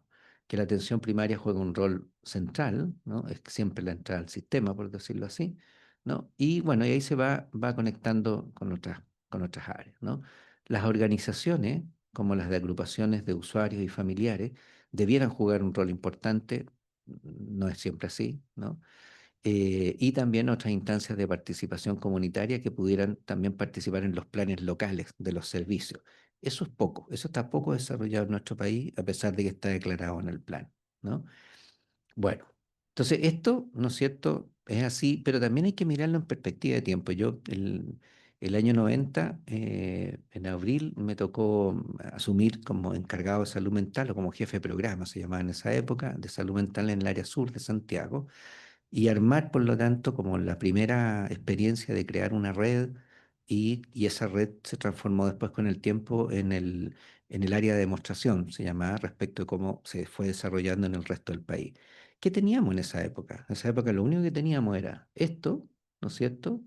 Consultorios periféricos se llamaban en esa época, para los que se pueden acordar, ¿no es cierto? Que era un equivalente a un CEFAM de hoy día, algunos hospitales comunitarios, nosotros no teníamos ninguno, era el sur de Santiago, y luego teníamos un par de postas rurales, eso sí, y estos centros, ¿no es cierto? Lo que habían eran centros de adolescencia, no sé si se acuerdan, que se montaron hacia el final de la dictadura.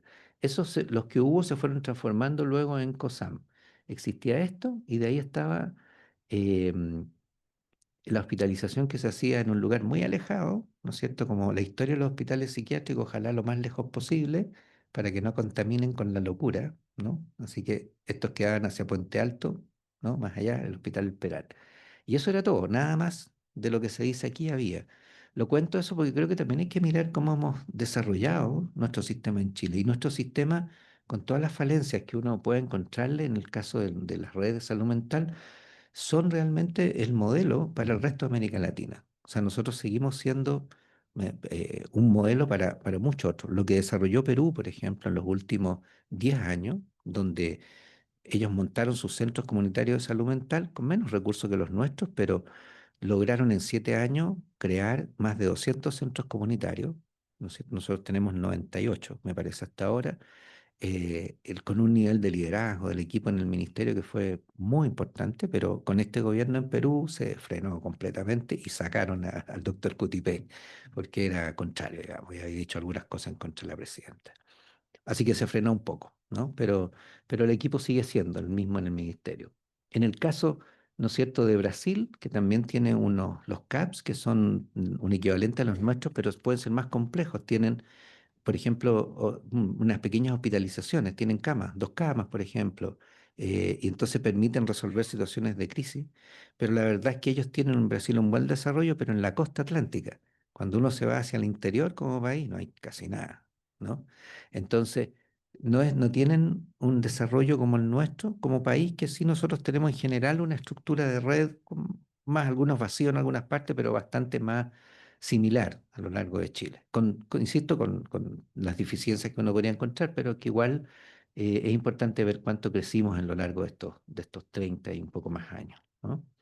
Bien, cuando uno quiere estudiar en forma más precisa, ¿no es cierto?, el funcionamiento de los servicios, y aquí les cuento muy rápido, una de las cosas que desarrollé para complementar los informes que hace la OMS fue un instrumento, ¿no es cierto?, que lo hemos aplicado en varios países ya de América Latina y que fue parte de mi tesis doctoral, entre otras cosas, ¿no? Que es un instrumento que lo que busca es describir la estructura y el funcionamiento de las redes, pero en forma rápida, ¿no?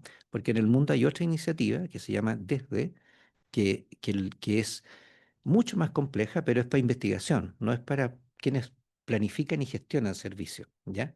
Entonces, son las únicas dos iniciativas que existen, ¿no? En este sentido. ¿Y qué encontramos en Chile? Estos son los resultados de un estudio donde evaluamos todas las redes y todos los servicios de salud mental de Chile al año 2009. ¿Eh? Por lo tanto, ya tiene un poco de distancia, pero importante para ver, ¿no? Tiene muchos indicadores, pero yo solamente voy a tomar dos o tres, ¿no? Primero, se estudiaba la accesibilidad, ¿no es cierto?, usando una metodología especial y entonces lo que queríamos ver era cuál era el nivel de accesibilidad de la población, y esto entonces se expresa acá abajo como porcentajes de población, ¿no? Eh, ¿Cuánta accesibilidad tienen hacia dispositivos que brindan atención ambulatoria y qué porcentaje de población tiene un acceso que es menor a 30 minutos? ¿Sí? Que lo definimos como un estándar con el equipo del ministerio y algunos equipos de servicio en esa época. Entonces vemos cómo había en general un buen desarrollo hacia los extremos del país, ¿no es cierto? Con buena accesibilidad y es porque se puso el acento en poner dispositivos en lugares que estaban más alejados. Entonces se buscó solución primero para allá, ¿no? Entonces por eso se resolvió. Pero fíjense que quedaron brechas importantes en grandes regiones del país, ¿no? Entonces, eso fue un llamado de atención y entonces después uno podría entrar en este mapa que está georreferenciado, ¿no es cierto?, específicamente a las comunas, a ver dónde hay comunas en donde está carente de COSAM o un equivalente específico. Aquí es también recursos humanos en general, esto puede estar desglosado, pero ustedes pueden ver también que la cantidad de recursos humanos por habitante, ¿no es cierto?, es bastante más alta hacia los extremos y tenemos bastantes falencias en toda esta zona, ¿no? Aquí está nuevamente lo mismo como está estandarizado, cuáles son los criterios, ¿no? Como horas profesionales y técnicas que trabajan en salud mental por 10.000 personas mayores de 15 años. La siguiente, este es un instrumento de la OMS que es un instrumento para medir lo que se llama el nivel de complejidad de cuidado, pero que nos permite ver la característica del modelo de atención.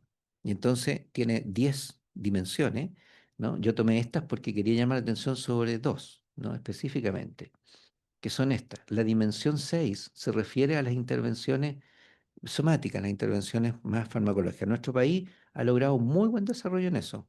Nosotros en el ámbito de la atención en salud mental en general tenemos una buena provisión y tenemos en general niveles de bastante complejidad, o decirlo así, ¿no es cierto?, de alta complejidad del tipo de medicamentos y fármacos que se usan.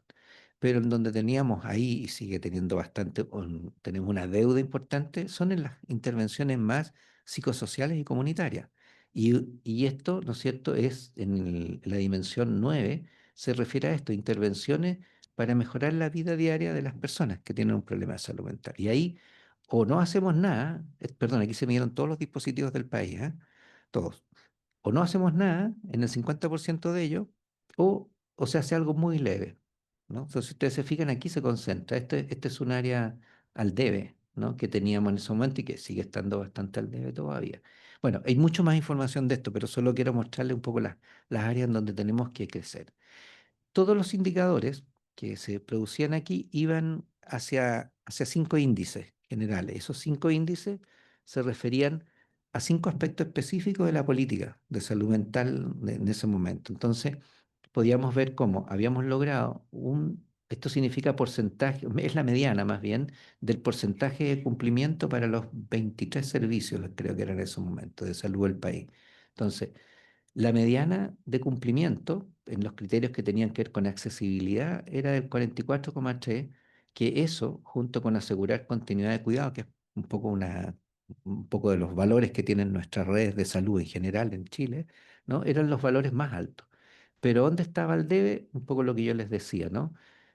Toda la dimensión de intervenciones más psicosociales, la que tenía que ver con desarrollar redes que fueran más claramente comunitarias, ¿no? Y actuar sobre determinantes sociales de la discapacidad, ¿no? Fíjense que esas eran las que teníamos más al debe y súper poco desarrollo, si se fijan, menos de 20, ¿no es cierto?, por ciento de desarrollo. Y así, bueno, son índices, ¿no? Entonces, para interpretarlo hay que entender que se refiere como a grados de desarrollo, por decirlo así, ¿ya? Bueno, no les muestro, esto era para mostrar la aplicación que hicimos en la región de Jalisco, en el estado de Jalisco, en México. Pero vamos más rápido mejor. Está es lo mismo. No. Bueno, una síntesis entonces de esto es que en general conocemos, ¿no es cierto?, la magnitud de los problemas, pero necesitamos conocer mucho más su expresión en contexto y grupo específico. Por ejemplo, nadie ha estudiado más en profundidad qué sucede con nuestros pueblos originarios, en los lugares de vida de ellos y en los lugares en donde migran, por ejemplo, ¿no? Hoy día cada vez son más, ¿no es cierto?, los estudios en población cuya orientación de género es distinta. Por ejemplo, también hay una preocupación ahí especial. Eso necesitamos entender y avanzar más en eso, ¿no? Y como yo les decía, los estudios en Chile son antiguos. Hay poca información sobre factores de riesgo, perdón, y sobre, ¿no es cierto?, mediadores y moderadores, que es un concepto más epidemiológico, que nos permitieran desarrollar más política basada en evidencia. Esto casi no hay estudios en Chile, ¿no? Nosotros estuvimos postulando un estudio bastante grande con salud mental de niños y niñas, ¿no? Pero no fue mal, así que no podemos hacerlo. Perdón, tenemos que ampliar nuestro conocimiento sobre intervenciones precoces y detección de problemas, particularmente importante, riesgo suicida, psicosis en las fases muy tempranas, para llegar temprano, conocer más sobre las expresiones del estigma, ¿ya? Pero además, ¿no es cierto?, construir una cultura de aceptación de la neurodiversidad. Yo creo que el concepto de neurodiversidad en realidad es que todos somos distintos. Personalmente eso lo creo, ¿no? Y creo que todos tenemos más de una cosa, menos de otra, en fin. Entonces, pienso que lo que tenemos que construir es una cultura que acepta esa neurodiversidad. Y no hay que confundirla con los trastornos que se pueden generar a partir de ser distintos, ¿sí? Que yo creo que eso es distinto, ¿no? Entonces, me parece que esto es algo a lo que tenemos que avanzar, que es mucho más amplio como tema, ¿no? Esto.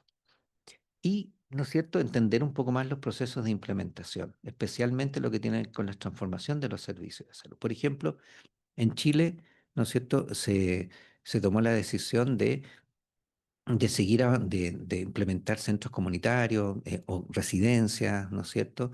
Pero hay un profesor aquí que era de la Universidad del Paraíso, que es Jorge Schwartz, ¿no es cierto?, de sociología, un tipo difícil de a lo mejor de compartir y convivir con él, pero brillante, brillante, yo lo tuve la oportunidad de conocerlo y hizo unos trabajos muy buenos, en realidad, como mostraba que se reproducía la lógica, ¿no es cierto?, más eh, institucional de los hospitales clásicos, ¿no es cierto?, psiquiátricos, en los mismos hogares protegidos.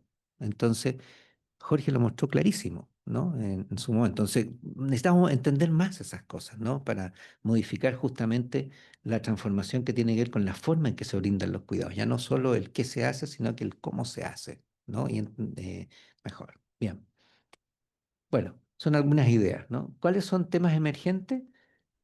Este es uno, ¿no es cierto?, que cada vez se está trabajando más, la OMS lo acaba de tomar, alfabetización en salud mental, primeros auxilios no psicológicos, ¿eh? Esto es un avance mayor, primer auxilio en salud mental, algo que nació en la Universidad de Melbourne por unos colegas epidemiólogos, no del área de salud mental, sino que epidemiólogos, y que se ha ido extendiendo como lógica, ¿no es cierto?, de intervención, como base conceptual de intervenciones hoy día en muchos países en el área asiática, ¿no? Además de Australia, en fin, menos nos ha llegado a nosotros, pero este es un tema que va a ir creciendo, ustedes lo van a ir escuchando mucho más, ¿no? Las estrategias para reducir estigma, discriminación, exclusión social, eso hasta ahora lo que sabemos es que eh, todas las estrategias que se han probado casi no sirven, no logran mayores resultados. Es un tema muy de fondo en nuestra cultura que yo creo que no solo tiene que ver con salud mental, yo creo que estigmatizamos a gente distinta también. A las personas, por ejemplo, que tienen obesidad, también, ¿no es cierto?, son objeto de estigmatización. Las personas que tienen una orientación sexual distinta son objeto de estigmatización. Entonces, creo que aquí hay un fenómeno que se llama interseccionalidad, ¿no es cierto?, que debiéramos tenerlo presente. Pero en el caso específico de salud mental, ¿no es cierto? Hay que abordarlo, ¿no? Perdón, ahí está. El tema del uso de la tecnología está creciendo cada vez más. Yo creo que ustedes ya lo han escuchado, por ejemplo, saben la decisión que tomó Australia, ¿no? De prohibir el uso, ¿no es cierto?, de redes sociales en menores de 15 años, ¿no? Bueno, yo el año pasado, no, antepasado, cuando estuve aquí en el colegio y mostré los datos, mostré los datos, en ese momento recién estaba analizando los datos y mostré, ¿no es cierto?, cómo el presentismo se asociaba a mayor riesgo, al crecimiento del riesgo suicida en forma significativa, en una cohorte de trabajadores que seguimos durante un año, en su mayoría gente de salud. Bueno, pero una cosa que no les conté, que también medimos la exposición a redes sociales. Y entonces lo que vimos es que cuando se producía la interacción entre 6 o más horas de estar metido en redes sociales y que esas redes sociales te generaran emocionalidad negativa, del tipo rabia sobre todo, o tristeza, en fin, cuando interactúan las dos variables, ¿no es cierto?, en los 3 meses siguientes aumenta en forma significativa el riesgo suicida y los intentos. ¿Sí? Entonces, yo creo que esto es algo que en algún momento vamos a tener que ponernos a hablar de fondo, digamos, ¿no? El efecto que tiene el mal uso de la tecnología, porque también podemos usarla de buena manera, pero sin duda que lo tiene. Perdón. El tema de la formación profesional en salud mental, ¿no es cierto? La formación sigue siendo muy centrada en la psiquiatría, pero la psiquiatría es solo la especialidad, ¿no es cierto? Como muchas otras especialidades médicas. En realidad, la salud mental es una parte de la vida, como la salud física, y debieran entenderse como dos aspectos de la dimensión de la vida de una persona. Y por lo tanto, nuestra formación debería estar orientada mucho más en ese sentido y mucho más a abordar problemas que, por ejemplo, nuestros médicos, nuestras enfermeras, nuestras matronas, etcétera, pudieran darse cuenta, identificar cuando hay problemas de este tipo en su ejercicio clínico en atención primaria, ¿no? Y eso hoy día no está. Si miran la formación, no solo la nuestra acá en Valparaíso, sino que en general en todos lados, la formación es a la psiquiatría. Es como si estuvieran mirando solo la especialidad, pero es mucho más que eso a lo que me refiero. Bueno, y finalmente los temas que tienen que ver con cultura y condiciones de trabajo, ¿no? Particularmente los trabajadores de la salud. que ahora es la mirada desde la respuesta social, yo creo que es algo que tenemos que también discutir de fondo. Algo yo conté cuando vine la vez anterior, ¿no es cierto? Me referí un poco a esto. Ahora estoy desarrollando un estudio, estoy comenzando un estudio que tiene que ver con violencia en el espacio laboral y uno de los aspectos que estamos abordando, que no es justamente lo que el suceso está tomando, que son los tipos uno y 2 de violencia que llama la OIT, que es la violencia de supervisor a trabajador o entre pares, sino que además la de usuarios a trabajadores de la salud, que es el tipo 3 de violencia. Esa forma en Chile no se ha estudiado y está un poco como escondida. Salen las noticias cuando es un evento terminado.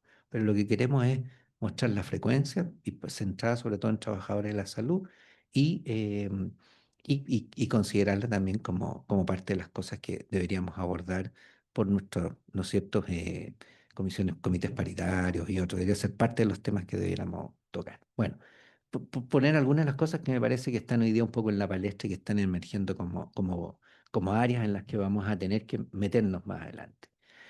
Y con eso termino. Este es el documento, ¿no es cierto? Que me parece que es un buen documento. Eh, yo creo que ahí están las líneas en general de lo que son las orientaciones hacia los países de América y es una cosa que fue parte de los documentos que cuando me pidieron les mandé el documento en extenso en español, ¿no? Para que lo tengan. Eso, muy bien. Muchas gracias. Gracias. Todo. Muy bien. No sé si quieren comentar o conversemos un rato sobre esto. ¿Qué piensan? Sí, a lo mejor hay gente que pregunta desde ese lugar en donde uno no sabe dónde están. Ya, ya. Eso, que activen quienes quieran hacer preguntas, comentarios o cualquier cosa por Zoom. Entonces, por favor, que active el micrófono y lo dice. También puede activar su micrófono personal, dices tú. Y a ver, Mario, sí.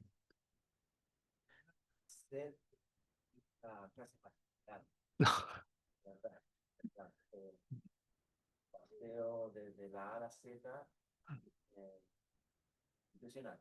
Ah, gracias, gracias, Mario. ¿Mm? Bueno, un poquito de agua.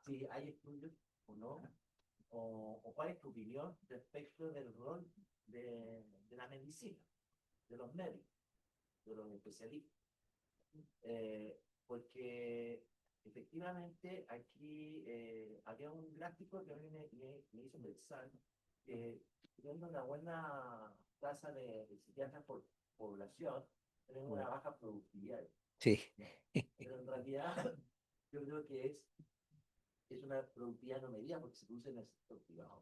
Claro, sí, sí, sí, sí, sí, sí.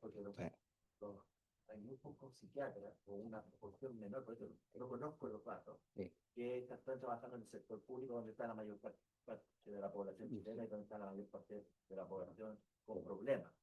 Sí, sí, ya. No, súper. Bueno, tu pregunta yo creo que abre una buena área de debate. Primero, porque creo que tiene que ver con la formación. O sea, la formación médica, perdón, sí, sí, sí, perdón, ya. La primera cosa que uno debería preguntarse es sobre la formación médica. Y yo algo mencionaba, creo que nuestra formación tiene un muy poco tiempo dedicado a aspectos que tienen que ver con la salud mental en general, o sea, a aprender, ¿no es cierto?, a escuchar más allá de lo que está diciendo la persona, a identificar cuando una persona pueda estar pasando un rato. Aquí voy a decir algo, voy a usar un ejemplo, ¿ya? Es cercano, así que, pero puede que en la casa me reten, pero voy a decir que no lo dije. Es que mi esposa es médico general, trabaja en un Cefam, y entonces cuando yo le cuento, por supuesto, todo lo que he hecho por mucho tiempo en la línea de primer episodio de psicosis, cómo como los estudios mostraban cómo se le escapaban como 2 de cada 3 casos y cómo logramos mejorarlo con otro proyecto, entrenando equipos de atención primaria, etcétera. Entonces ella me decía, llevo 10 años y nunca he visto una persona con primer episodio de psicosis. Entonces yo le decía, se te pasaron todos, porque lo más seguro es que los viste, pero no te diste cuenta. Entonces, pero yo creo que tiene que ver con su formación. ¿Por qué? Porque, y eso fue ese proyecto FONI, digamos, de ya 20 años atrás, es que la formación se hace siempre en espacios que son muy especializados. Por ejemplo, ¿dónde van a haber pacientes psicóticos? Los van a ver en el hospital psiquiátrico, que es donde es fácil, porque están ahí. Pero esos pacientes no son los que se ven en atención primaria, po. En atención primaria se ven casos más sutiles, se ven con sí, una psicopatología que cuesta a veces diferenciarla, entonces uno tiene que enseñarla prácticamente. Además, la psicopatología se enseña prácticamente, no se puede leer, no se va a entender. Entonces, para eso hay que llevar a los médicos a los centros de atención primaria, po, y ahí es donde hay que formar. Entonces, por eso decía, me hiciste pensar, lo primero es un tema de formación. O sea, yo tuve la suerte de mi formación médica que tuvo bastante marcada por el área de la ciencia social y la ciencia humana. Tuve cosas como sociología médica, antropología médica, que no son habituales en los currículos nuestros, pero en la sur, bueno, Dago puede dar fe de eso, po. Yo creo que teníamos más tiempo, ¿no es cierto?, en esas áreas de la ciencia humana que en otros currículums. Y teníamos una formación en salud mental, que tú la debes recordar, donde hablábamos, ¿no es cierto?, de los conflictos de pareja, como parte de las cosas, y nos enseñaban, ¿no? Cómo diagnosticarlos, cómo abordarlos, veíamos algo de terapia familiar, veíamos sexualidad, ¿te acuerdas? Veíamos disfunciones sexuales.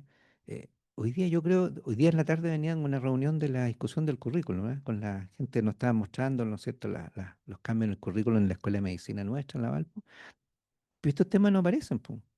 Mi hija, que es ginecóloga, ¿no es cierto?, se formó en la Chile, en fin, la Lona la conoce, me decía, papá, ¿sabes que las pacientes me hablan sobre sus problemas sexuales, pero yo no tengo idea, si nunca me formaron ni en medicina ni en la especialidad de ginecología? Así que estuvimos largamente conversando, pero a nosotros nos formaban, po, si era parte de las cosas que la gente necesita, ¿no? Entonces, con todo eso, perdón la vuelta que me di, pero en realidad una de las primeras cosas es hablar de la formación, ¿no? La verdad es que hoy día lo dije en el comité curricular, digamos, y espero que podamos tomarlo, ¿no? Segundo, la psiquiatría, ¿no? Que me dijiste. La psiquiatría yo creo que es una especialidad que necesita mirarse bien de fondo, ¿no? En esta, o sea, ¿cómo se llama?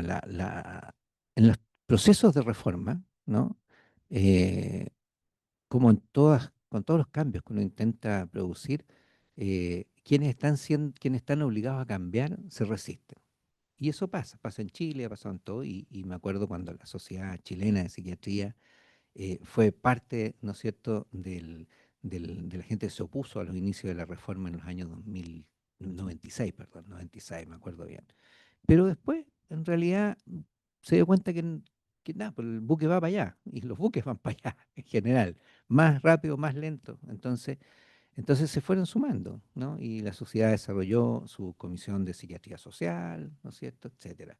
Eh, Normalmente siempre hay un área, ¿no es cierto?, en los congresos, así que yo diría que lo hay, pero hay una posición más desde fuera, ¿no? Por ejemplo, muchos de los colegas están en el área privada, ¿no? Y entonces en el área privada están un poco más cómodos. Pero me pasó con una tesis ahora que estoy viendo el magíster de salud mental que tenemos en la Chile. Entonces me tocó evaluar una tesis y me pareció súper interesante cómo está llevando estos enfoques nuevos de derecho y de recovery al área, a un centro que es privado. Entonces, ¿cómo puede implementar eso? ¿No? Entonces, utilizar el marco lógico, qué sé yo, para analizarlo y ver, ¿no es cierto?, cómo poder implementar. Entonces, yo creo que va a haber una transformación, pero es lenta, porque no es fácil cambiar. Es un modelo distinto de hacer las cosas, ¿no? Sí. Y podría contar historias peores, pero esas me las voy a guardar para el café.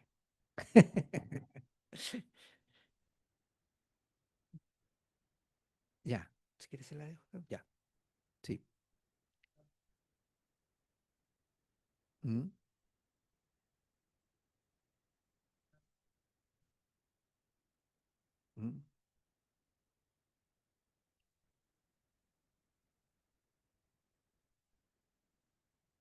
mm, mm. Sí, sí, yo creo que estoy de acuerdo con él que hay menos indicación de psicoterapia, es cierto, pero además hay un excesivo uso de fármacos. Por ejemplo, si uno mira hoy día cualquier base de medicina basada en evidencia o de salud mental basada en evidencia, vas a ver que cuando estás frente a cuadros depresivos, ¿no? Que también es una de las causas más frecuentes de consulta y diagnóstico en atención primaria, los cuadros leves a moderados, la efectividad de una psicoterapia, estamos hablando de psicoterapia focalizada, ¿no es cierto? 8 o 10 sesiones, es la misma de un fármaco antidepresivo como, ¿no es cierto?, los inhibidores de la recaptación de serotonina. Pero también es la misma que cambiar estilos de vida. Básicamente en dos cosas, hacer un poco más de ejercicio físico y alimentarte en forma saludable. Con esas dos cosas. Tienen la misma efectividad que un antidepresivo y la misma efectividad que una psicoterapia.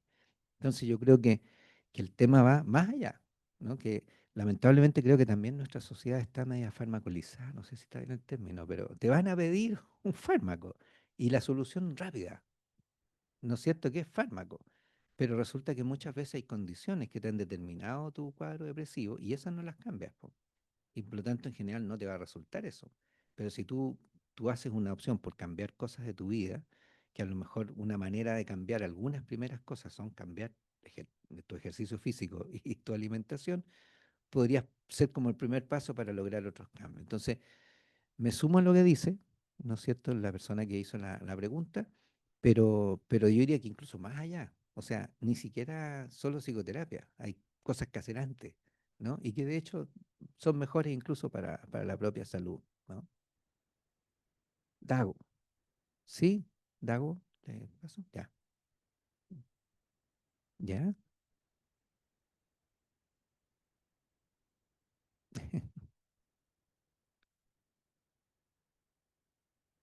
Mm, sí, sí. Mira, no lo sabemos como para responderte eso en forma empírica, porque para eso necesitaríamos un instrumento de alfabetización. El primer instrumento de alfabetización que validamos para Chile, como solicitud del Ministerio de Salud, fue hace un año y medio atrás. Y lo que viene ahora es hacer un estudio nacional, o por lo menos con una muestra representativa de Chile, utilizando el instrumento. Yo tengo algunos datos, pero más indirectos, pero no te podría decir, porque el concepto de alfabetización, además, porque cuando uno mira dice alfabetización en su conjunto, en realidad tiene cuatro dimensiones que son importantes. Primero es la importancia y cómo se cuida la salud mental, pero no solo cómo se autocuida, sino que cómo se cuidan las relaciones con los demás. Entonces, ese es un componente. Segundo componente es aprender a identificar las señales de los problemas más frecuentes, ¿no? Como trastornos depresivos, trastornos de ansiedad, etcétera. Tercero, ¿no es cierto? ¿Qué se puede hacer frente a estos problemas? Entonces, y ahí aparece un poco estas cosas que yo les decía, ¿no? Saber, ¿no es cierto?, que existen algunos tratamientos, que hay medidas que son más generales que uno puede hacer. En fin, ahí hay varias preguntas, ¿no es cierto?, del instrumento de alfabetización que va en ese sentido. Y cuarto, el estigma. ¿No es cierto? Que también en el caso nuestro, en el caso del instrumento chileno, incorporamos este que yo les mostraba datos antes, ¿no? Que ese sí lo hemos validado y se conoce en Chile. Pero esa es son una de las cuatro dimensiones. Los instrumentos de alfabetización en el mundo, en general hoy día tienen esas cuatro dimensiones, pero no tenemos datos así como decirles bajo, alto, medio, no sé. Y además sería interesante verlo también en función como la encuesta nacional de salud, ¿no? ¿Qué pasa en distintos sectores del país? ¿Qué pasa en zonas rurales, urbanas, niveles educacionales distintos, etcétera, etcétera? ¿No? Eso. Ya. Sí, pues Dago quiere preguntar. No, sí. Eso. ¿Eh?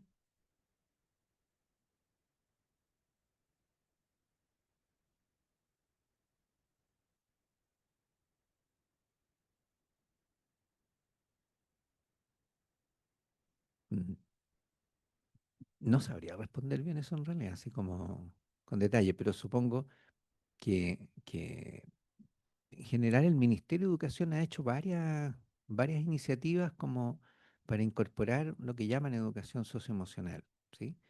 Y yo diría que hoy día es más entendible, ¿no es cierto?, hablar de lo que llamamos regulación emocional, ¿no? Más bien como un área de aprendizaje, ¿no?, personal, eh, y aprender a manejarte con las emociones.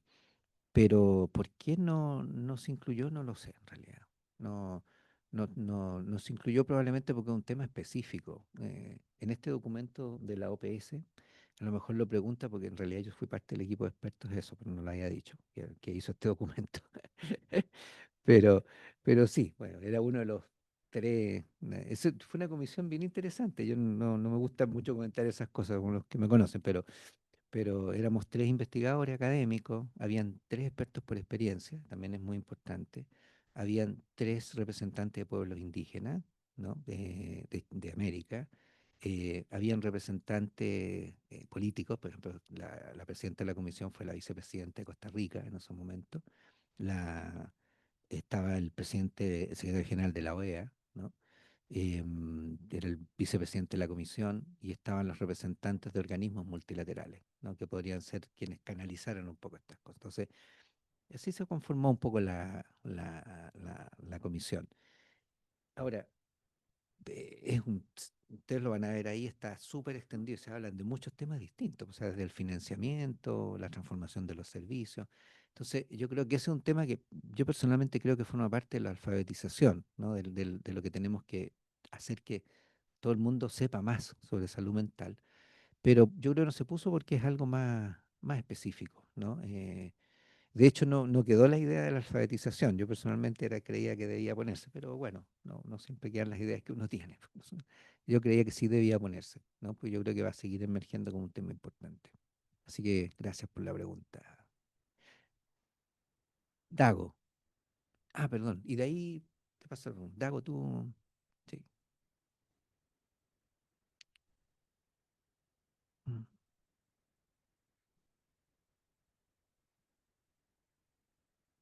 ujú. Es que un SAR, sí. Ujú, ujú.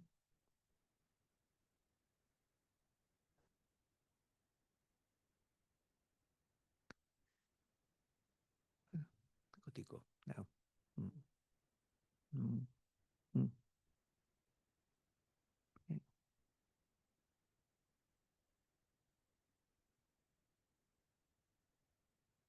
mm, mm, mm.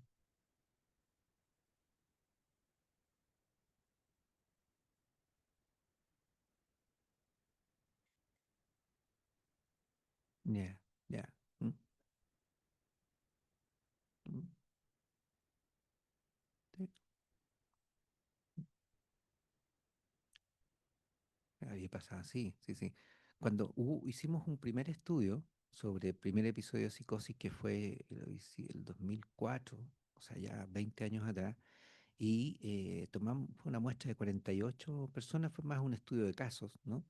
Y de esos 48 le preguntamos qué lugares habían consultado, ¿no es cierto?, desde el inicio del primer síntoma psicótico hasta el momento en que se le diagnosticó. 60% lo había hecho en atención primaria, pero lo que seguía eran los servicios de urgencia, como tú lo dices muy bien, ¿no? Y tenían en una mediana de 3 consultas previas a la que se hizo el diagnóstico. Entonces se les pasó a varios como a la Jime, mi esposa, ¿ya? Entonces, entonces no, yo me río porque yo me río también con ella de eso. Entonces, eh, eh, después en ese proyecto Phonics que siguió a continuación, lo que hicimos fue entrenar equipos de atención primaria. Y entonces hicimos un diseño cuasi experimental con comunas vecinas que se atendían en un mismo centro. Por ejemplo, se atendía en el Hospital del Pino, entonces tomamos la comuna era San Bernardo y al lado era, ¿cómo se llama? No es la cisterna, no, la que está entre medio. No, el bosque. La granja fue otra, la granja y la pintana derivaban al Padre Hurtado. Y el otro fue en el norte, en Iquique, que fue Iquique y Alto Hospicio. Entonces, una comuna entrenamos a todos los equipos y a la otra no. Y vimos, ¿no es cierto?, por un lado, la cantidad de casos que habían diagnosticados y derivados en los 2 años previos y cuánto hicieron después del entrenamiento, ¿no es cierto? Que era un entrenamiento que hicimos a todo el equipo. Nosotros habíamos pensado hacerle a los médicos, pero en realidad generó alta motivación, lo hicimos a los equipos y duraba 6 horas, pero era un entrenamiento clínico. O sea, le grabamos casos, ¿no es cierto? Y les mostrábamos y hacíamos entrenamiento en psicopatología más fina. Y aumentó en 2,6 veces la tasa de detección. O sea, y acuérdense que las personas habían tenido una media de 3 consultas previas, o sea, nos estábamos acercando casi, ¿no es cierto?, al total. Entonces, yo creo que es súper fácil hacerlo. No es nada difícil si le hicimos un entrenamiento sencillo de 6 horas, no, no es más que eso. Debiera ser parte de la formación, más bien. No, no lo hay. No, pero lo que tú dices es muy cierto, Dago. O sea, consulta de urgencia es otra área en donde de todas maneras es seguro que llegan a consultar, pues, sobre todo cuando no son identificados el problema antes, no tienen una solución, por ejemplo, atención primaria, va a llegar al servicio de urgencia, ¿no? Parece que allá, colega quería, sí. Sí. Mm, mm,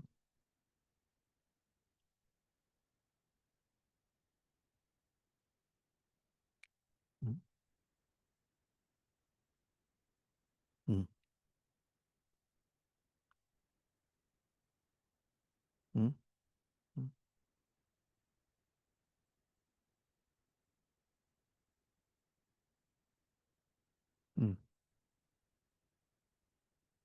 mm, mm,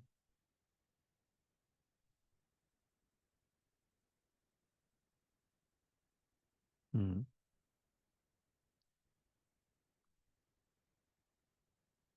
mm,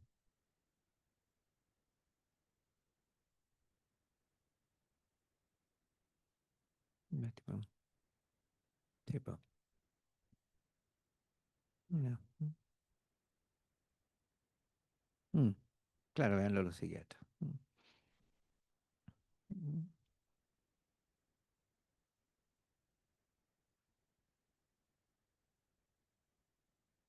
mm, mm,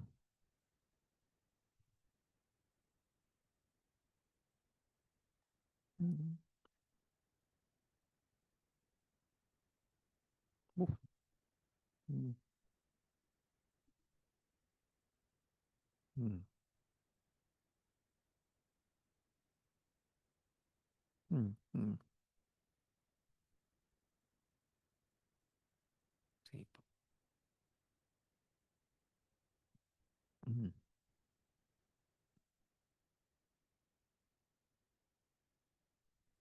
sí, mm, ¿cómo se lo- mm, mm, mm, sí, po, sí, sí, sí. Mm, mm,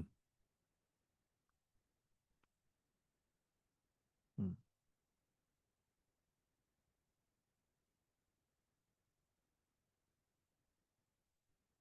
mm, mm,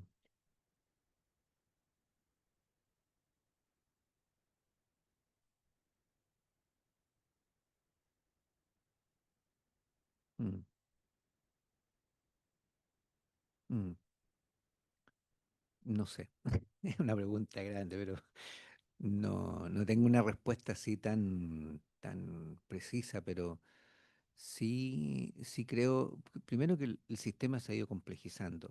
Cuando yo miro los 30 años, yo estuve los primeros 10 años de mi vida dedicado a la gestión pública, ¿no? Así que eso fue parte de mi trabajo y después me dediqué a la vida académica en los 25 que siguen, digamos, del 2000 en adelante. Y, y mi sensación es que el sistema también se ha ido como desarticulando. No sé si me equivoco, pero otros podrán a lo mejor transmitírseme su experiencia, pero cuando en la década del 90, ¿no es cierto? Por ejemplo, estábamos armando todo el programa de salud mental en los primeros años. Nosotros teníamos reuniones permanentes, teníamos una vez al mes, me acuerdo, con el coordinador de esto, el que lo dirigía, que era Alfredo Benjam. eh, Teníamos al menos una reunión anual, así siguió durante 10 años. Eso, cuando yo estuve acá en el programa de salud mental en el área sur de Santiago, como les contaba, y yo me acuerdo que una vez por semestre por lo menos visitaba a los equipos que trabajaban en cada uno de los 23 centros de atención primaria que teníamos, los consultorios de esa época. Y nos sentábamos toda una tarde entera a revisar cómo les había ido, qué había pasado, qué había problemas habían tenido y por lo tanto cómo podíamos ayudar nosotros como servicio de salud. Pero esas cosas se han perdido, esa es mi impresión, ¿no es cierto? Es como que todo se desarticuló, ¿no? En vez de funcionar como mucho más cercano, como mirando un poco, porque al final lo que hay que mirar es qué es lo que les sirve a las personas, po. Y al final esa es nuestra misión. Entonces pareciera ser que el sistema más se desarticuló y no brinda, pareciera ser la misma atención, ¿no? Y hay factores como el consumo de drogas que yo creo que ha sido realmente ha afectado mucho, mucho. Sí. Sí, po. Usted quería decir algo, sí. Mm, claro. Mm,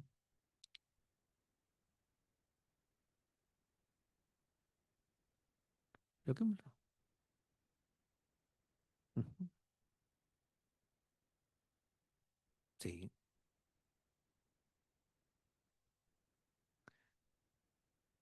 Mm, ujú, sí, sí,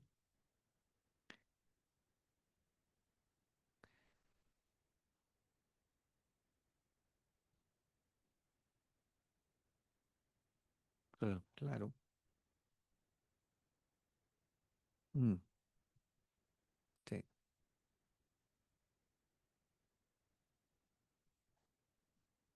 mm, sí, po, sí, sí. Ujú, mm,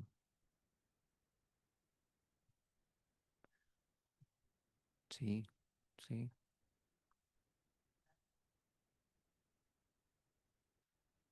mm, sí. Ujú,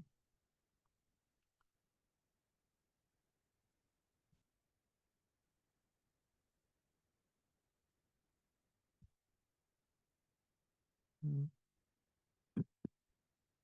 mm,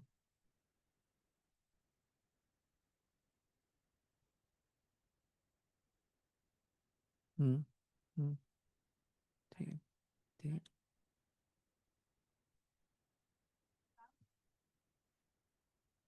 Mm, mm, mm, mm,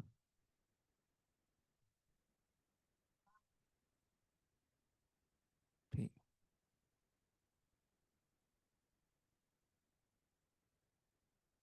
sí. Mm, mm, mm, mm, sí, sí, po, mm, sí. No, bueno, ya, chao. Gracias a usted. Sí, sí. Mm,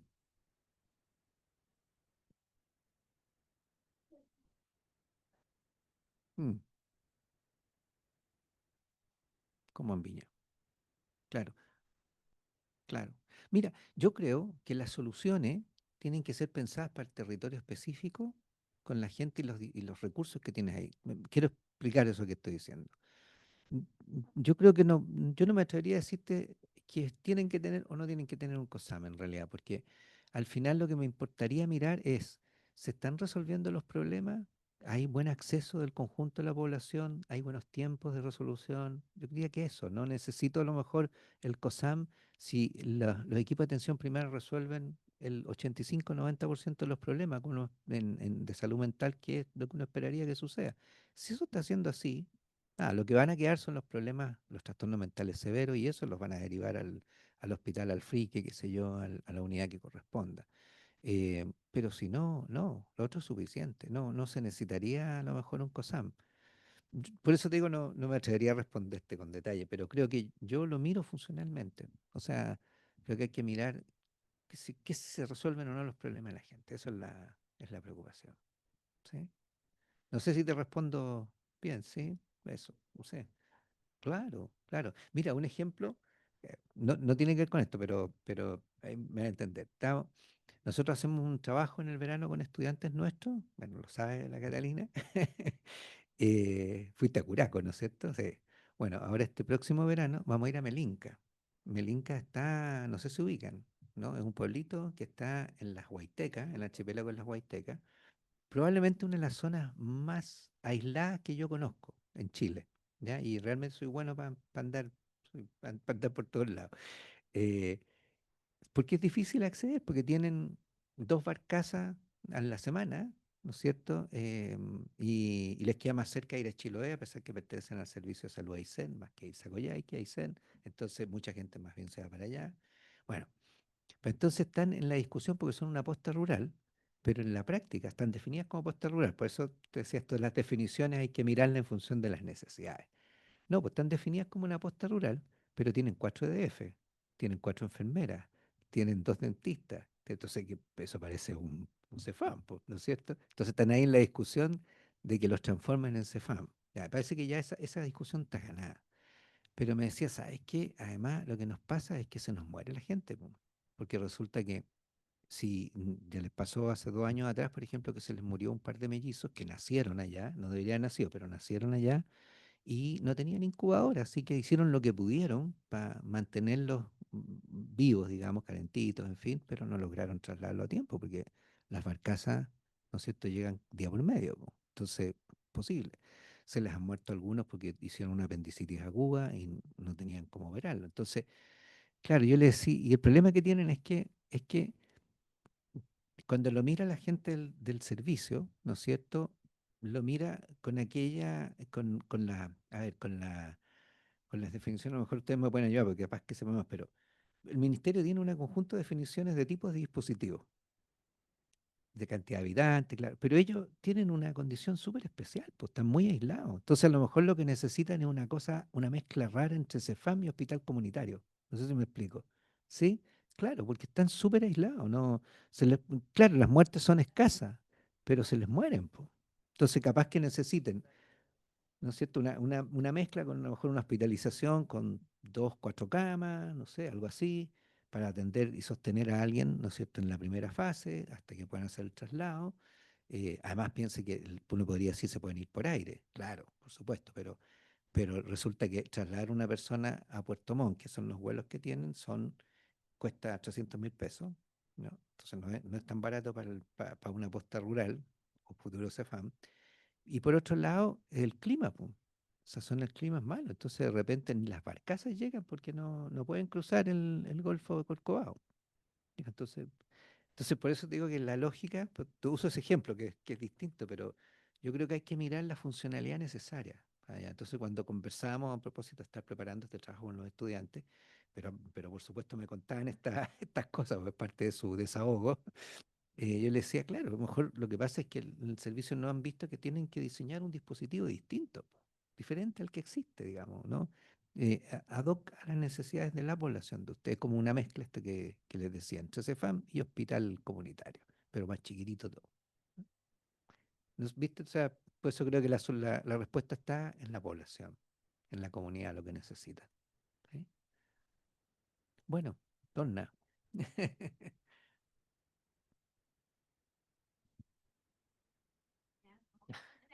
Para que escuchen los que están en la casa todavía. Gracias, doctor. Muchas gracias. Yo soy un poquito más bajita. Entonces, para que me escuchen los del Zoom, bueno, agradecer al doctor obviamente por su excelente presentación, clase magistral, estoy de acuerdo totalmente con el doctor Pará en salud mental, así que por eso siempre repetimos el plato. ¿Cierto? Porque como dicen por ahí, caballo bueno repite.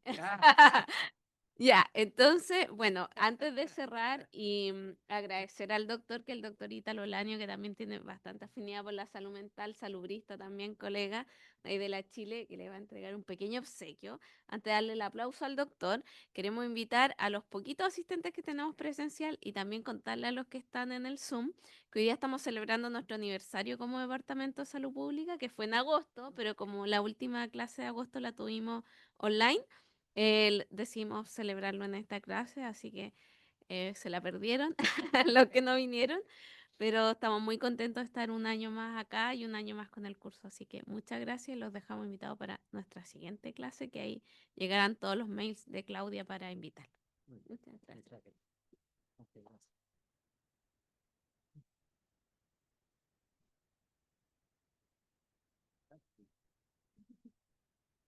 Hay una foto ahí con la correa. No, después. No, está bien, está bien. Ya, bueno, es que... Los tres, los tres.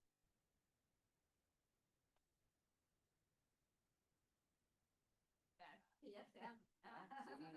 Seguro que sí.